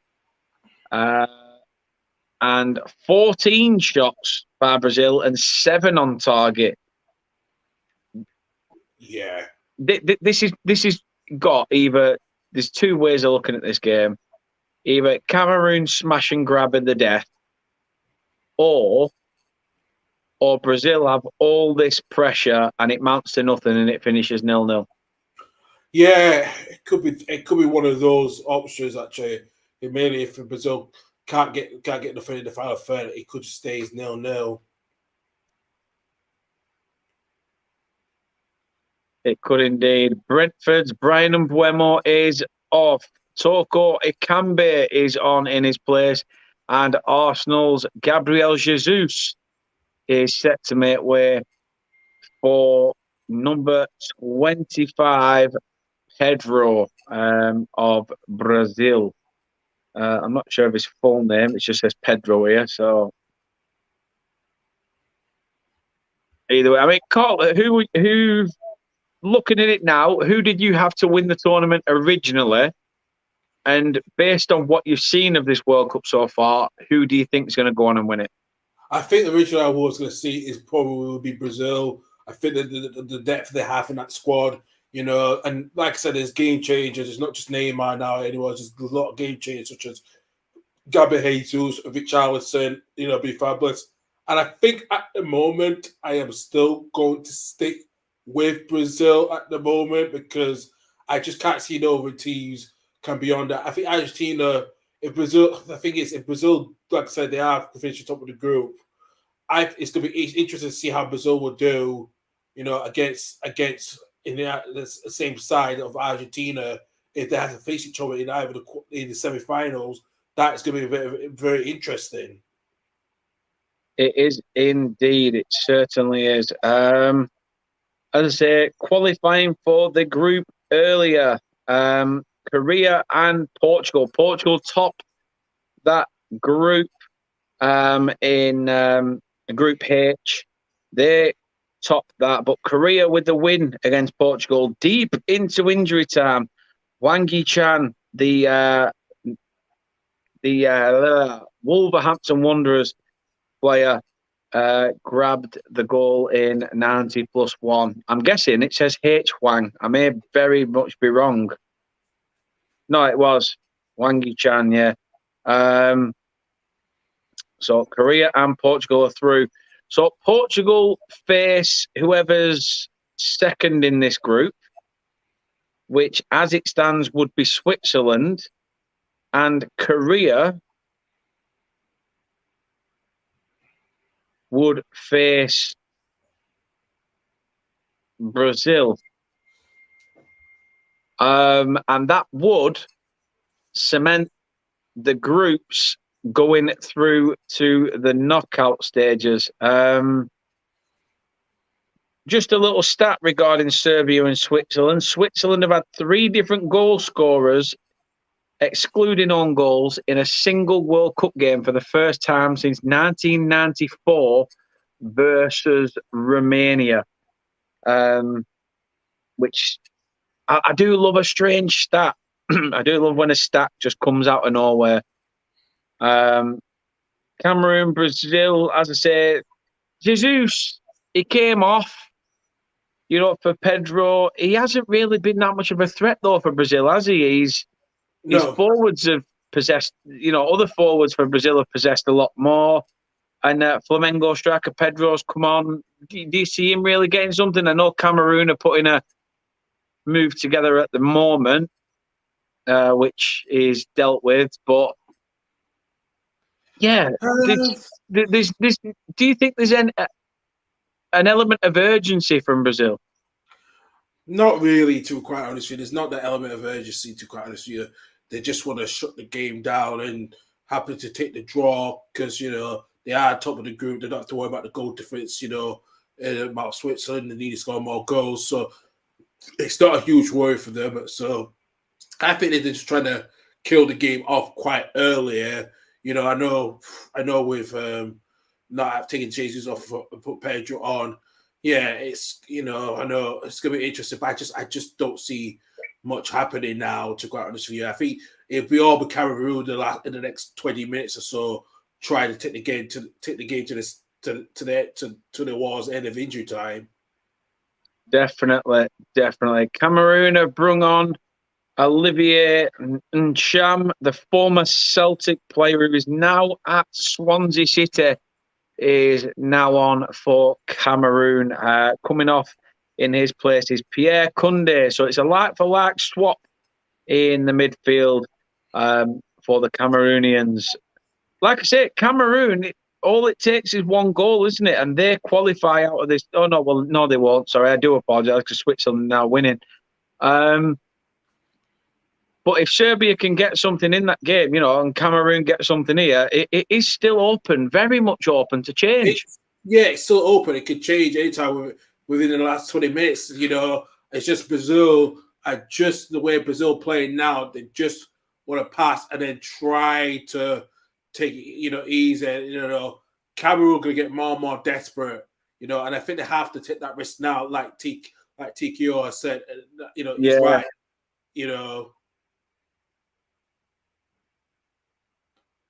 Naz is saying England versus France, Argentina in the finals, and it'll be England's win. There you go, my prediction. And then says, fuck's sake, Cameroon passing the ball well, but as soon as they get in front of Brazil's goal, they have a nosebleed. I can't argue with you. I can't argue with you. They are getting forward very strongly, but then, as you said, arse falls out as they get forward, and it's almost like, oh, don't want to make Brazil look like fools. However, you should be going all out to make them look like fools. Yeah. Substitutions are blazoned in the Serbia-Switzerland game. Edmilson Fernandez is on for Xherdan Shaqiri of Switzerland, like for like in the midfield. Also, another midfield change for Switzerland as well. Denis Zakaria is on for Djibril Sow, and substitution for Serbia, Nemanja Maksimovic is on in a like for like swap between Sergej Milinkovic-Savic.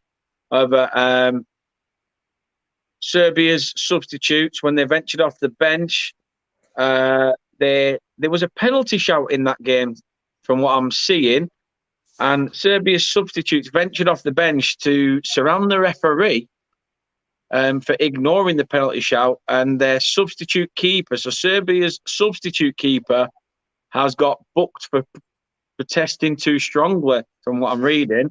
So there is a yellow card for Predrag Rajkovic, the second choice Serbian goalkeeper on the bench, who hasn't really got, he's put his own stamp on the game really without even being there. Yeah, yeah, absolutely. I just seen, the referee's not going to get a free kick from Brazil. They thought Brazil will play active when they just got fouled, but Tuanko Abayi just got the ball. So like I said, Brazil are just containing the defense of the threat of Cameroon. And they just they're just getting more fouls given to them now because they just want to kill the game slowly, and they take it quickly as well. But I'm just seeing and even Cameroon still defending quite well. They are. It's just pressure now. It's not. This is kind of desperation now. Brazil just not really. They're just passing the ball, and the passing is so. Someone just needs to take a shot for them. You can't just keep passing and passing and passing when you're in the box passing. So I really don't know what more they're doing. Do you think the Brazilian manager Tite will be a little bit frustrated at the fact that he's not managed to break this Cameroon side down yet? Probably yes, but he's probably like, well, do you know what? We've qualified anyway. Yeah, and that's what he's going to be saying as well. That's what he's thinking right now. But I said at the moment, it's just, you do. Oh, chance for Brazil. Chance. Shot. Wasted by Newcastle's Bruno Guimaraes. Nas says, Dan, what is Carl's name? Which I've said is Carl. However, I did say Carl is our guest. Great guy. I love having him on. Even though you make me cry. To be fair, I always think about that video, and I just think we've only got ourselves to blame anyway, because we didn't do our job against Newcastle, to be fair. Yeah, fair point.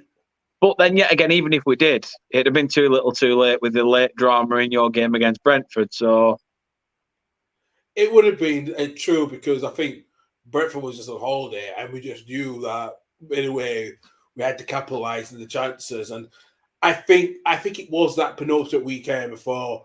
If we didn't get nothing, if we didn't win, if we didn't get a draw against Brighton, to be honest, then we would have gone down instead of you lot. We would have gone down, but because we got that point, it was vital, So I think what frustrated me more and got me more upset is your missus was there to be able to comfort you, to celebrate. I had to go through it alone because my missus had gone shopping. She'd gone out. I was sat there. I'm like, oh my God. And I'm just witnessing these scenes of elation. Your dad ringing you on the phone. Like, yeah, Leeds have done it.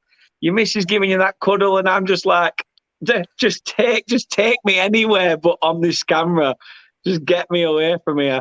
But you know what? I enjoyed that stream. I really did, because it's one of those streams that gives you pure, it's real, isn't it? It's real. It just goes to show how much we were both in that dogfight, and one of us had to bite the bullet. It was just a shame. And to be fair, I look at it now and think it was a blessing in disguise with the way we've adapted and changed.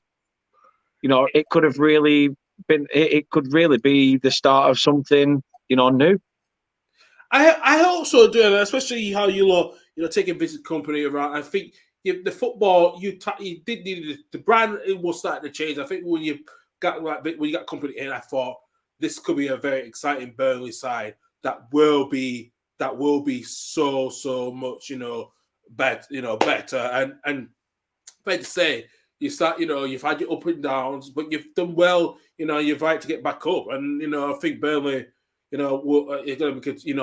I'm kind of surprised because I thought you were going to struggle a bit under Visit Company, but no, you haven't. You've really done well with the attacking style football and bringing the player. You bought the right players that want to play in the right way, and I think the Burnley fans look what happened. They're playing a bit more no Mr. Brexit style football, a bit more continental, football.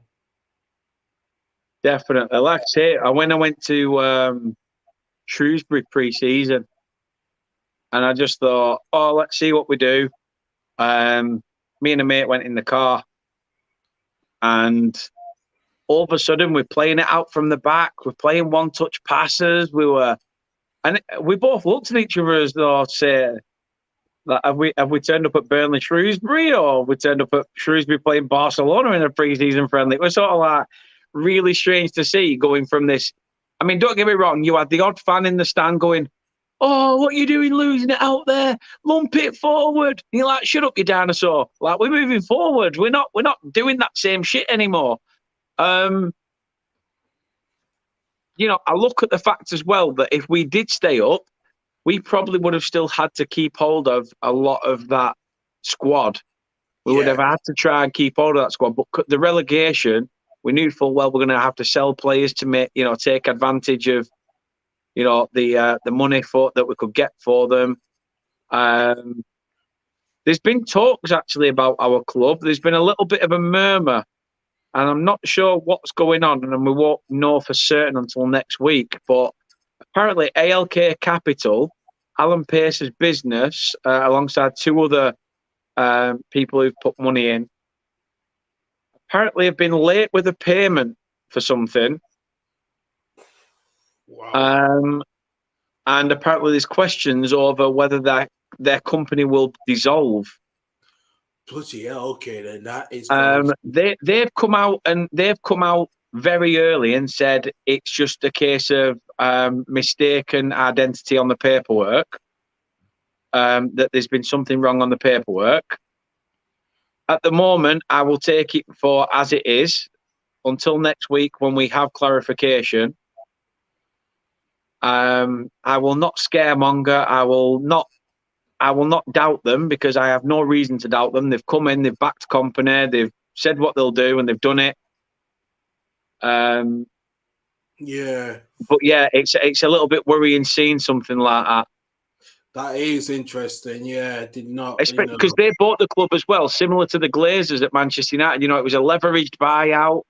The thing is with Glazers, Manchester United is a global brand. Burnley's just a shitty town club in with not a pot to piss in, basically. Yeah.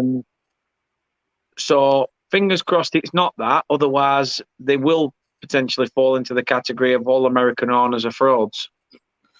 Yeah, that's a good point.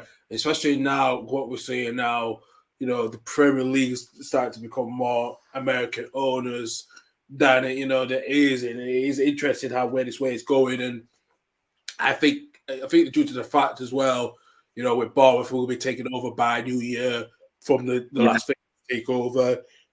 I think Everton was linked with the US consortium as well. No, FSG are selling at the moment. Partially or fully want to sell. Same with Manchester United as well. So it is going to be a lot of change. It is going to be a lot of invest in interest coming in for every single English club now. You're seeing that a lot more now, even in the lower leagues as well now. So that is, and do you really think how these the way that some owners just they have the money, they can can invest in it. If you look at where China was a couple of years ago, they were talked about the big thing, but after the restrictions they've had, coming back, the only team that's still involved by Chinese owners is Wolves in the Premier League. I think Southampton sold their stake. So yeah, it's a lot of change that's happening at the moment. It is. I mean, we've just seen a substitution for Brazil. Rafinha is on for Anthony.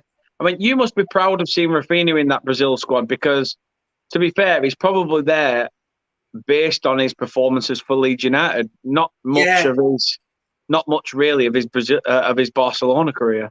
I am actually, to be quite honest with you, because I think a lot of Barcelona fans slated him really badly, and I do follow Barcelona because Barcelona's one of my clubs around Europe, but I don't like the way how the fans have treated him, and they're slating him because he's been the worst player, been one of the worst players. I'm like, he's only come to you because you had an agreement with the agent. You didn't have an agreement with us. You had an agreement with Deco, your former player, who was the agent for Rafinha. It was his fault. He wanted to move him to Barcelona. He probably wanted to stay at Leeds or stay in the Premier League, but he wanted to go Barcelona. Yeah, his career's not taking off as it is a being, and a lot of Barcelona fans are frustrated. But you got a player. You wanted someone to replace Neymar for quite a while. You wasted so much money. What more do you want? Yeah. Yeah, and I think another reason why he's become a scapegoat is because obviously Martin Braithwaite has now left Exactly. Barcelona. Right. So it's almost like, right, where do we now pin the blame now that we can't blame Braithwaite? I know. And who next are they going to blame? Oh, yeah. They won't be blame Lewandowski. They'll blame Memphis Depay because Depay is leaving in January. He's going. He's like, I'm not staying here. I'm going. What they should blame is the people above at Barcelona having to sell shares to fund transfers, all because without Messi, Barcelona are fucked. Exactly. No, it's true. It's absolutely true. And I'm Just not say going it to as it is. You know what I mean? No, you have to say it is, and you're right, because the problem is what Barcelona's having is, yes, they're top of La Liga, but I can see Real Madrid just getting it through towards the end. I just think I think Barcelona, the way they screwed themselves in the Champions League this season as well. I don't know how you screwed that up against certain teams. But I really don't get that. And listen, Xavi's going to be under a lot of pressure if Barcelona win the title. Yeah, we'll still give it time because they need to fix all this crap that they had to deal with. But in a way, once those Barcelona fans start waving the white handkerchiefs, that's trouble. So Couldn't agree more. Could not agree more. Between the Serbs and Switzerland, it is still 3-2 to the Swiss. Serbia are starting to look very, very frustrated in that one. They have less than 15 minutes now in which to score 2 goals, and Switzerland, since that third goal, have done a very decent job of shackling them since the restart. We are still to see a goal in this one. Vincent Abubakar has been booked, but that said, in this game, it's been a little bit flat. However, we pretty much, as we started, aren't we, before a ball was kicked. When you look at the stats and everything else, Switzerland second as they were before a ball was sorted. Yeah. Cameroon really. Okay, you'd have to say Cameroon have probably done a little bit better because they're holding Brazil. Yeah, holding, but not doing much. I don't know what they can do.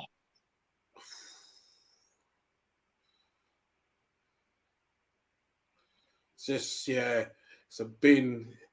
just like I said, Brazil just passing the ball, passing, and just see here, Guimaraes just, yeah. And actually, Rafinha, chance, yeah. Bruno Garage thought he, had a chance there, but looks like it was deflected off. Yeah, it looks like he was having a kunku. Let's see. No. Yeah, and Rafinha just, looks like it's gonna. Yeah, I think Bruno Garage just shoots it wide. Yeah, good defense as well to try to distract it. It's a corner as well. Well, I can tell you now, Court, nothing comes of that corner apart from Cameroon trying to counterattack, and Bruno Guimaraes has gone into the book for literally bringing down. Looks like it was. Yeah, it looks like it was. I can't remember who he brought down, but he's he's gone into the book as they were trying to come forward, Cameroon. Yeah, just see here. Yeah, it looks like it was the Kunku actually brought down. He brought down the Kunku, yeah. And they're making another change in our Cameroon. Yeah, Kelly is coming on from what Mumi Ngamaleu is off, and on in his place is Ungom Unbekele. So another substitution for Cameroon. Like I said, even if Cameroon score, it is not enough for them to qualify with Switzerland winning. If Serbia was to be winning and Cameroon grab a goal, then it looks a little bit different and in favour of the Cameroonians. But Switzerland holding their own in that one. They are still 3-2 up. Only Antoine Griezmann has created more chances at the 2022 World Cup so far than Serbia's Dusan Tadic, with 5 of those coming in this game. Antoine Griezmann has 11. Serbia's Dusan Tadic has 10. So a good stat for Serbia, but at the moment, the stat does not help them in qualification. Brazil coming forward. Bruno Guimaraes plays a ball to this near side, tries to cut inside. Great interception, but it's still there for Brazil. To the back stick. Now, can Brazil open it up? And Guimaraes steals a foot onto it, but cannot get it through to Martinelli. Again, you'd like to say that Brazil are trying. It's just too little too late for Cameroon, isn't it? It is too little too late for Cameroon. I think, what more could have done? They could have done more at the start of the second half to attack more, but, Brazil just contained them quite well. And, it is interesting how Brazil just really frustrated at the moment of not attacking, to prowess when you got those players up front. But yeah, it is a bit disappointing for Cameroon. It's too little too late because Switzerland are going through with a +1 goal difference compared to -1 for Cameroon. It is indeed. Chris Welch is in. He says, this year has gone so quick. Can't believe we are in December already. Don't worry, I'm still putting my tree and decorations up on the 24th of December and taking them down on the 25th. You fucking Scrooge. I know, what the hell, man? Seriously, no disrespect, right? But you put it up on the 24th and taking it down on Christmas Day. Are you serious, bro? Just don't bother putting it up if that's the case. I mean, I've got the tree up now, but then yet again, I've got kids, so and I'll hold my hand up. I actually told Kate to put the tree up about middle of November, and she went, get effed, basically. I got told to get gone. But the kid said, can we put it up on the 28th? Which I thought is fair enough. For me, I believe, have your tree up and everything else, if you've got kids, so that when they wake up on the 1st of December and they open their advent calendar, the trimmings are up, the lights are on early morning, getting ready for school. Yeah, I just bought myself an advent calendar for myself and my partner to share, like from Hotel Chocolate. And I said, you know what? I go buy it today because they said it was a truffles for 2. I said, all right, I'll go buy it then because I've not done it because we've not done it for a while. So I bought it and I said, you know what? And I'm putting up the tree. I'm putting up the tree up tomorrow or Sunday for me actually. So no, probably Sunday because I'm out tomorrow night and I'll be working. So I'm probably gonna put the Christmas tree up on Sunday and just get everything ready and just start the festives a bit early. Well, not too early, but I'm starting to get into that Christmas spirit. So I'm a lot more better towards what I'm going through right now compared to where I was 6 months ago. So I'm a lot more happy now. I can put the tree up. And also just joy of having Christmas. It's only Christmas. It comes once every year. So exactly. I mean, you're in. Are you in Edinburgh? Did you say you're living in Edinburgh? Still living in Edinburgh. Yep, still living in Edinburgh. So as I said, I'm still, and I say, listen, the Christmas market's going on. We're getting a lot of tourists in. You know, I'm not being round there yet. I need to go at some point. You know, so yeah, just I just want to enjoy myself a bit and just yes, I am working in a charity pop-up shop that we have to sell clothes, and we do need to make sure everyone's going to get their fair share what they want for Christmas. So it's going to be busy for me the next 2 weeks now to make sure we hit our targets, to make sure we can get everything off our stock quickly as possible. Definitely. As I say, the mad Christmas rush is not far upon us. 9 minutes added onto this one. They are making us suffer. They are making us watch another 9 minutes of this 0-0 bullshit. I mean, Serbia-Switzerland was an absolute blast at the moment as it stands. That's at 3-2. I'm not sure what the added time is in that one, but I'm sure we will be able to bring that to you as soon as it comes through. People on Twitter are saying regarding Switzerland, another superb performance from Granit Xhaka. A game of chaos, but he's been the only calm presence on the pitch. I mean, that says something when Switzerland have got 10 other men that have been absolute madmen, and Granit Xhaka has been the calm one. I know.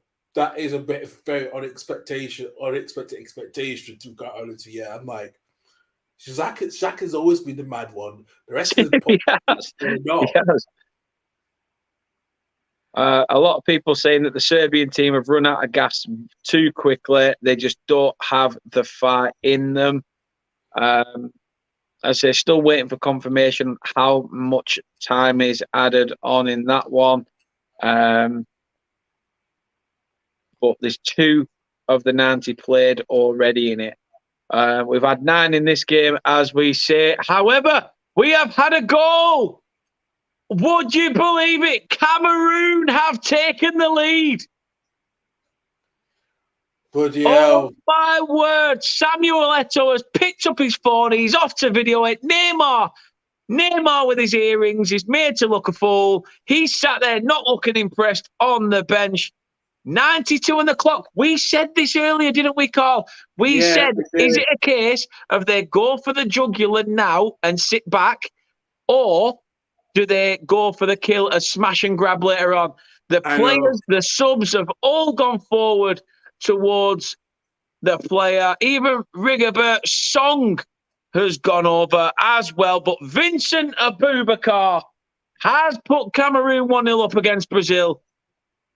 And he's definitely going to be set. And he's definitely going to be set off because he got booked as well too. So he probably will be sent off because he did get booked as well.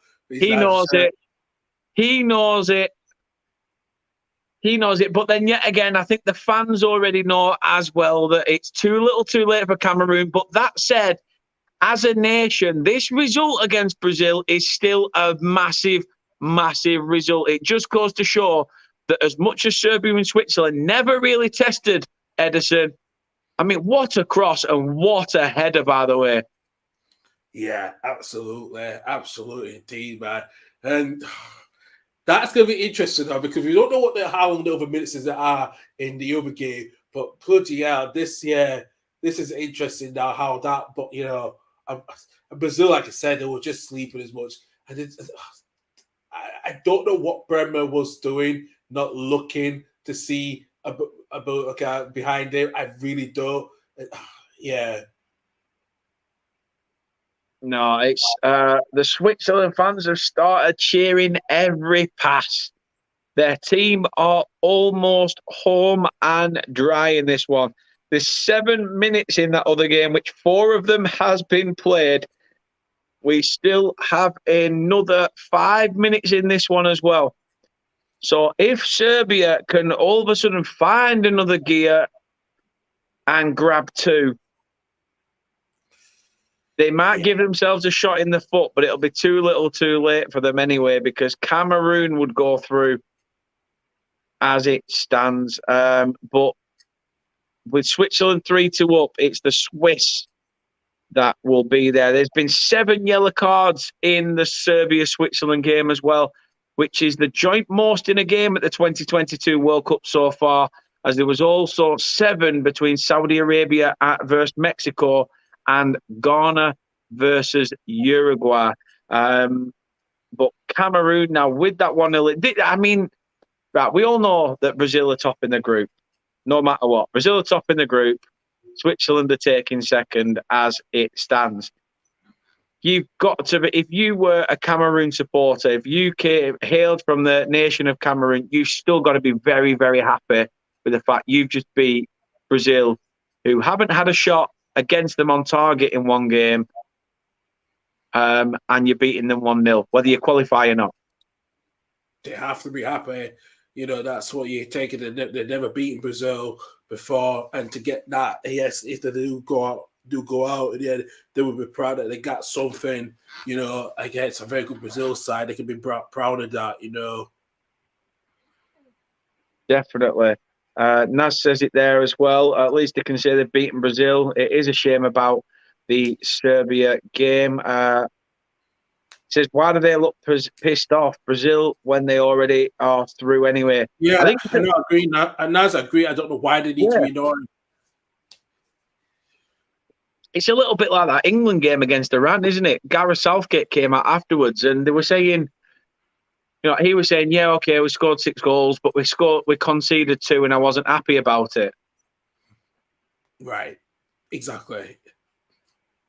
You know, it's a little bit blasé, is that, to be fair. But Vincent Aboubakar is only the 3rd ever African player to score against Brazil in the FIFA World Cup. The other 2 players were Didier Drogba in 2010 and Joel Matip of Liverpool in 2014. Obviously celebrated like Christmas had come early. He took his shirt off as he celebrated, and he knew he was already booked, but he was willing to take that risk, knowing full well with the score elsewhere, Cameroon are not to qualify.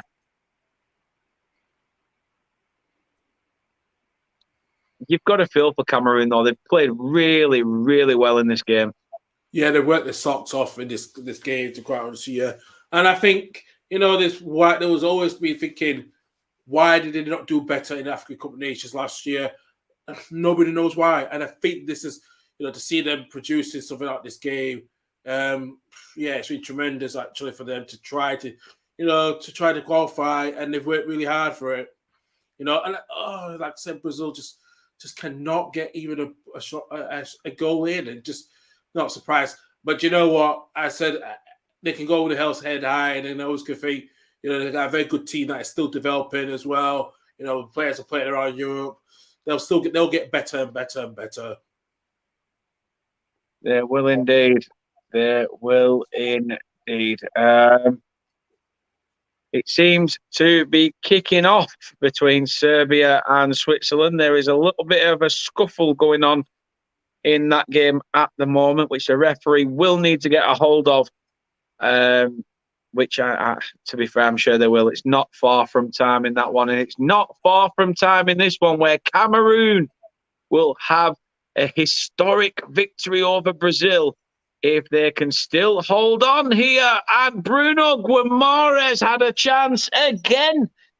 He's been, since coming from the bench, probably the most active Brazilian, and he's still missed, 3, 4, 5 chances to put the ball in the back of the net for Brazil, and it just hasn't happened. Marquinhos does well to touch it down on his chest. Epassi comes out and closes him down. But you'd expect a little bit better there from a Brazilian, wouldn't you? You do. Actually, I know he's trying to change his body to try to, you know, but it could have been an easy tap in. You know, he didn't need to lift his body up and try to. Yeah, bit disappointed for him. He has so many chances and he's not converted one. No, 100%. It's not far off here as it stands, but Cameroon have scored against the FIFA ranked number 1 side. They are winning, and it wouldn't surprise me if we hear that whistle very, very soon. We have played more than the 99 asked. Obviously, there was the celebration, so time will have been added on for that.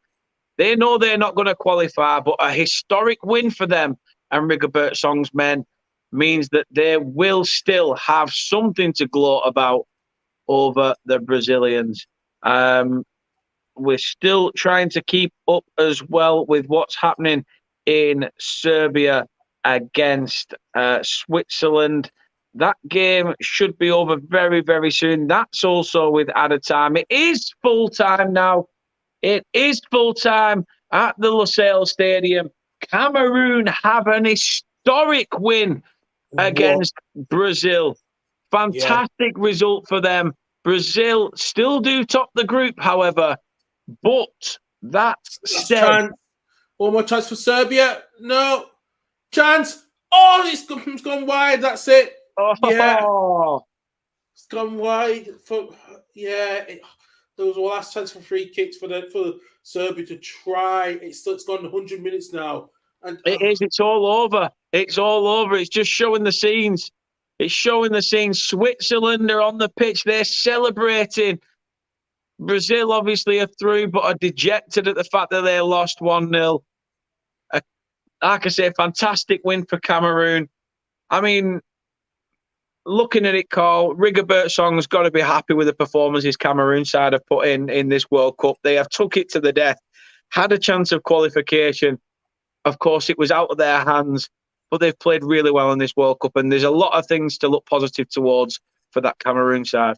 It is, actually, and they can go into the next African Cup of Nations with huge confidence now, and I think they can really challenge to fight for the title. And and if Rigobert Song, he's the right man for that team. I think the more they'll get better, I think they will have a chance to get out of the group stages at future World Cups. 100%, 100%. I'm going to have to shoot and call it very, very late because, to be honest, I know Chris and Doug have got me heading over to Leicester to Ladar TV to talk about the group stage, which I'm not looking forward to because my predictions have been shocking apart from Group A. It goes downhill from there. But it does end. It does end. We will get that final group table up for you to look at before we shoot because it ends pretty much how it started.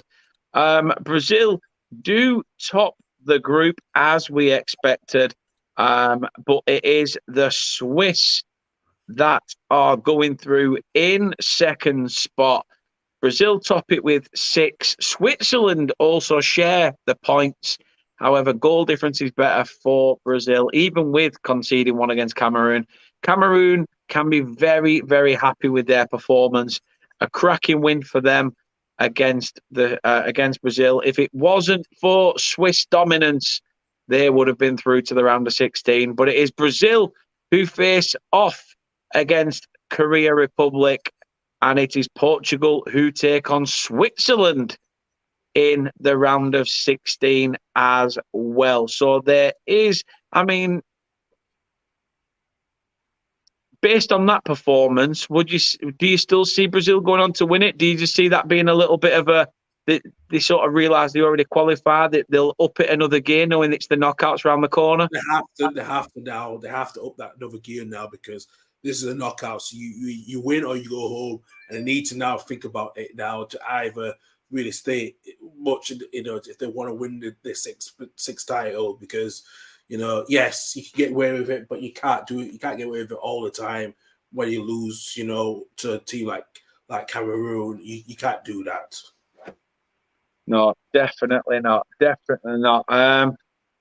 Like I said, Cameroon did go down to 10 men. Well worth the risk anyway, because it was so late into the game. But Vincent Aboubakar has made Brazil look silly and given his Cameroon side a 1-0 victory. And Naz says, gutted for Cameroon. He also says, thanks, guys. Chris and Carl, come on, Naz, I'm not Chris. I know I wear a hat, and I'm an ugly bastard, but I'm not that bloody ugly. Come on. Come on. He says, I didn't fancy Brazil from the get-go, to be honest. No, you didn't. You did say that. I will give you that indeed. Please, guys, if you can, before you leave, do drop a like on the video, because if you like the video, it massively helps the channel. You really don't understand how much liking the videos on YouTube really does help, because it gets us notified. It gets us up onto that main page where people go, there's a Laffy, I might watch that. So all likes are welcome. Subscribe to the channel if you haven't already. That really would help us grow to that inevitable 1K that we are trying to chase. And also click that little notification bell. Ring my bell, will you please? It will enable the notifications, and you will be notified when we are live. If we can tomorrow, if we can. As I say, I am helping a mate move house. So if I am back in time at 2:45, we will be able to bring you the round of 16 watch along between the Netherlands and the USA, which should be a very, very good game. If not, if we can't bring you that one, we will be able to bring you the game in the evening between Argentina and Australia. Good day, mate, to you too. On Sunday as well, we will bring you both of France against Poland, and obviously England have a chance of qualifying for the quarterfinals against Senegal. And for the person who came in earlier and said about Sheffield Wednesday against Derby, never back the early kickoff. Gandhi has never said anything more true than never back the early kickoff. It can completely scupper your bets. Carl, thank you very, very much. I will put your links in the description once I've finished on the other video with Chris. But please tell people where they can find you and your stuff on YouTube. Yeah, absolutely. You can find me at Carl Levy92 on Twitter. Also on Twitter, you can find the Total Levy and Home Football Podcast at LH Football Pod. You can find the Total Levy and Home Football Podcast on Facebook and also YouTube as well. And also on the go as well. Please subscribe to Spotify, Anchor, Apple, Google, and other pop streaming services. That would be fantastic. As I say, I will drop the link into the video. So if you do go back to the video when we're ended, I will put it in. I was late trying to get this all sorted, so I do apologise, but I will put it all in. Last couple of comments then before we wrap this up.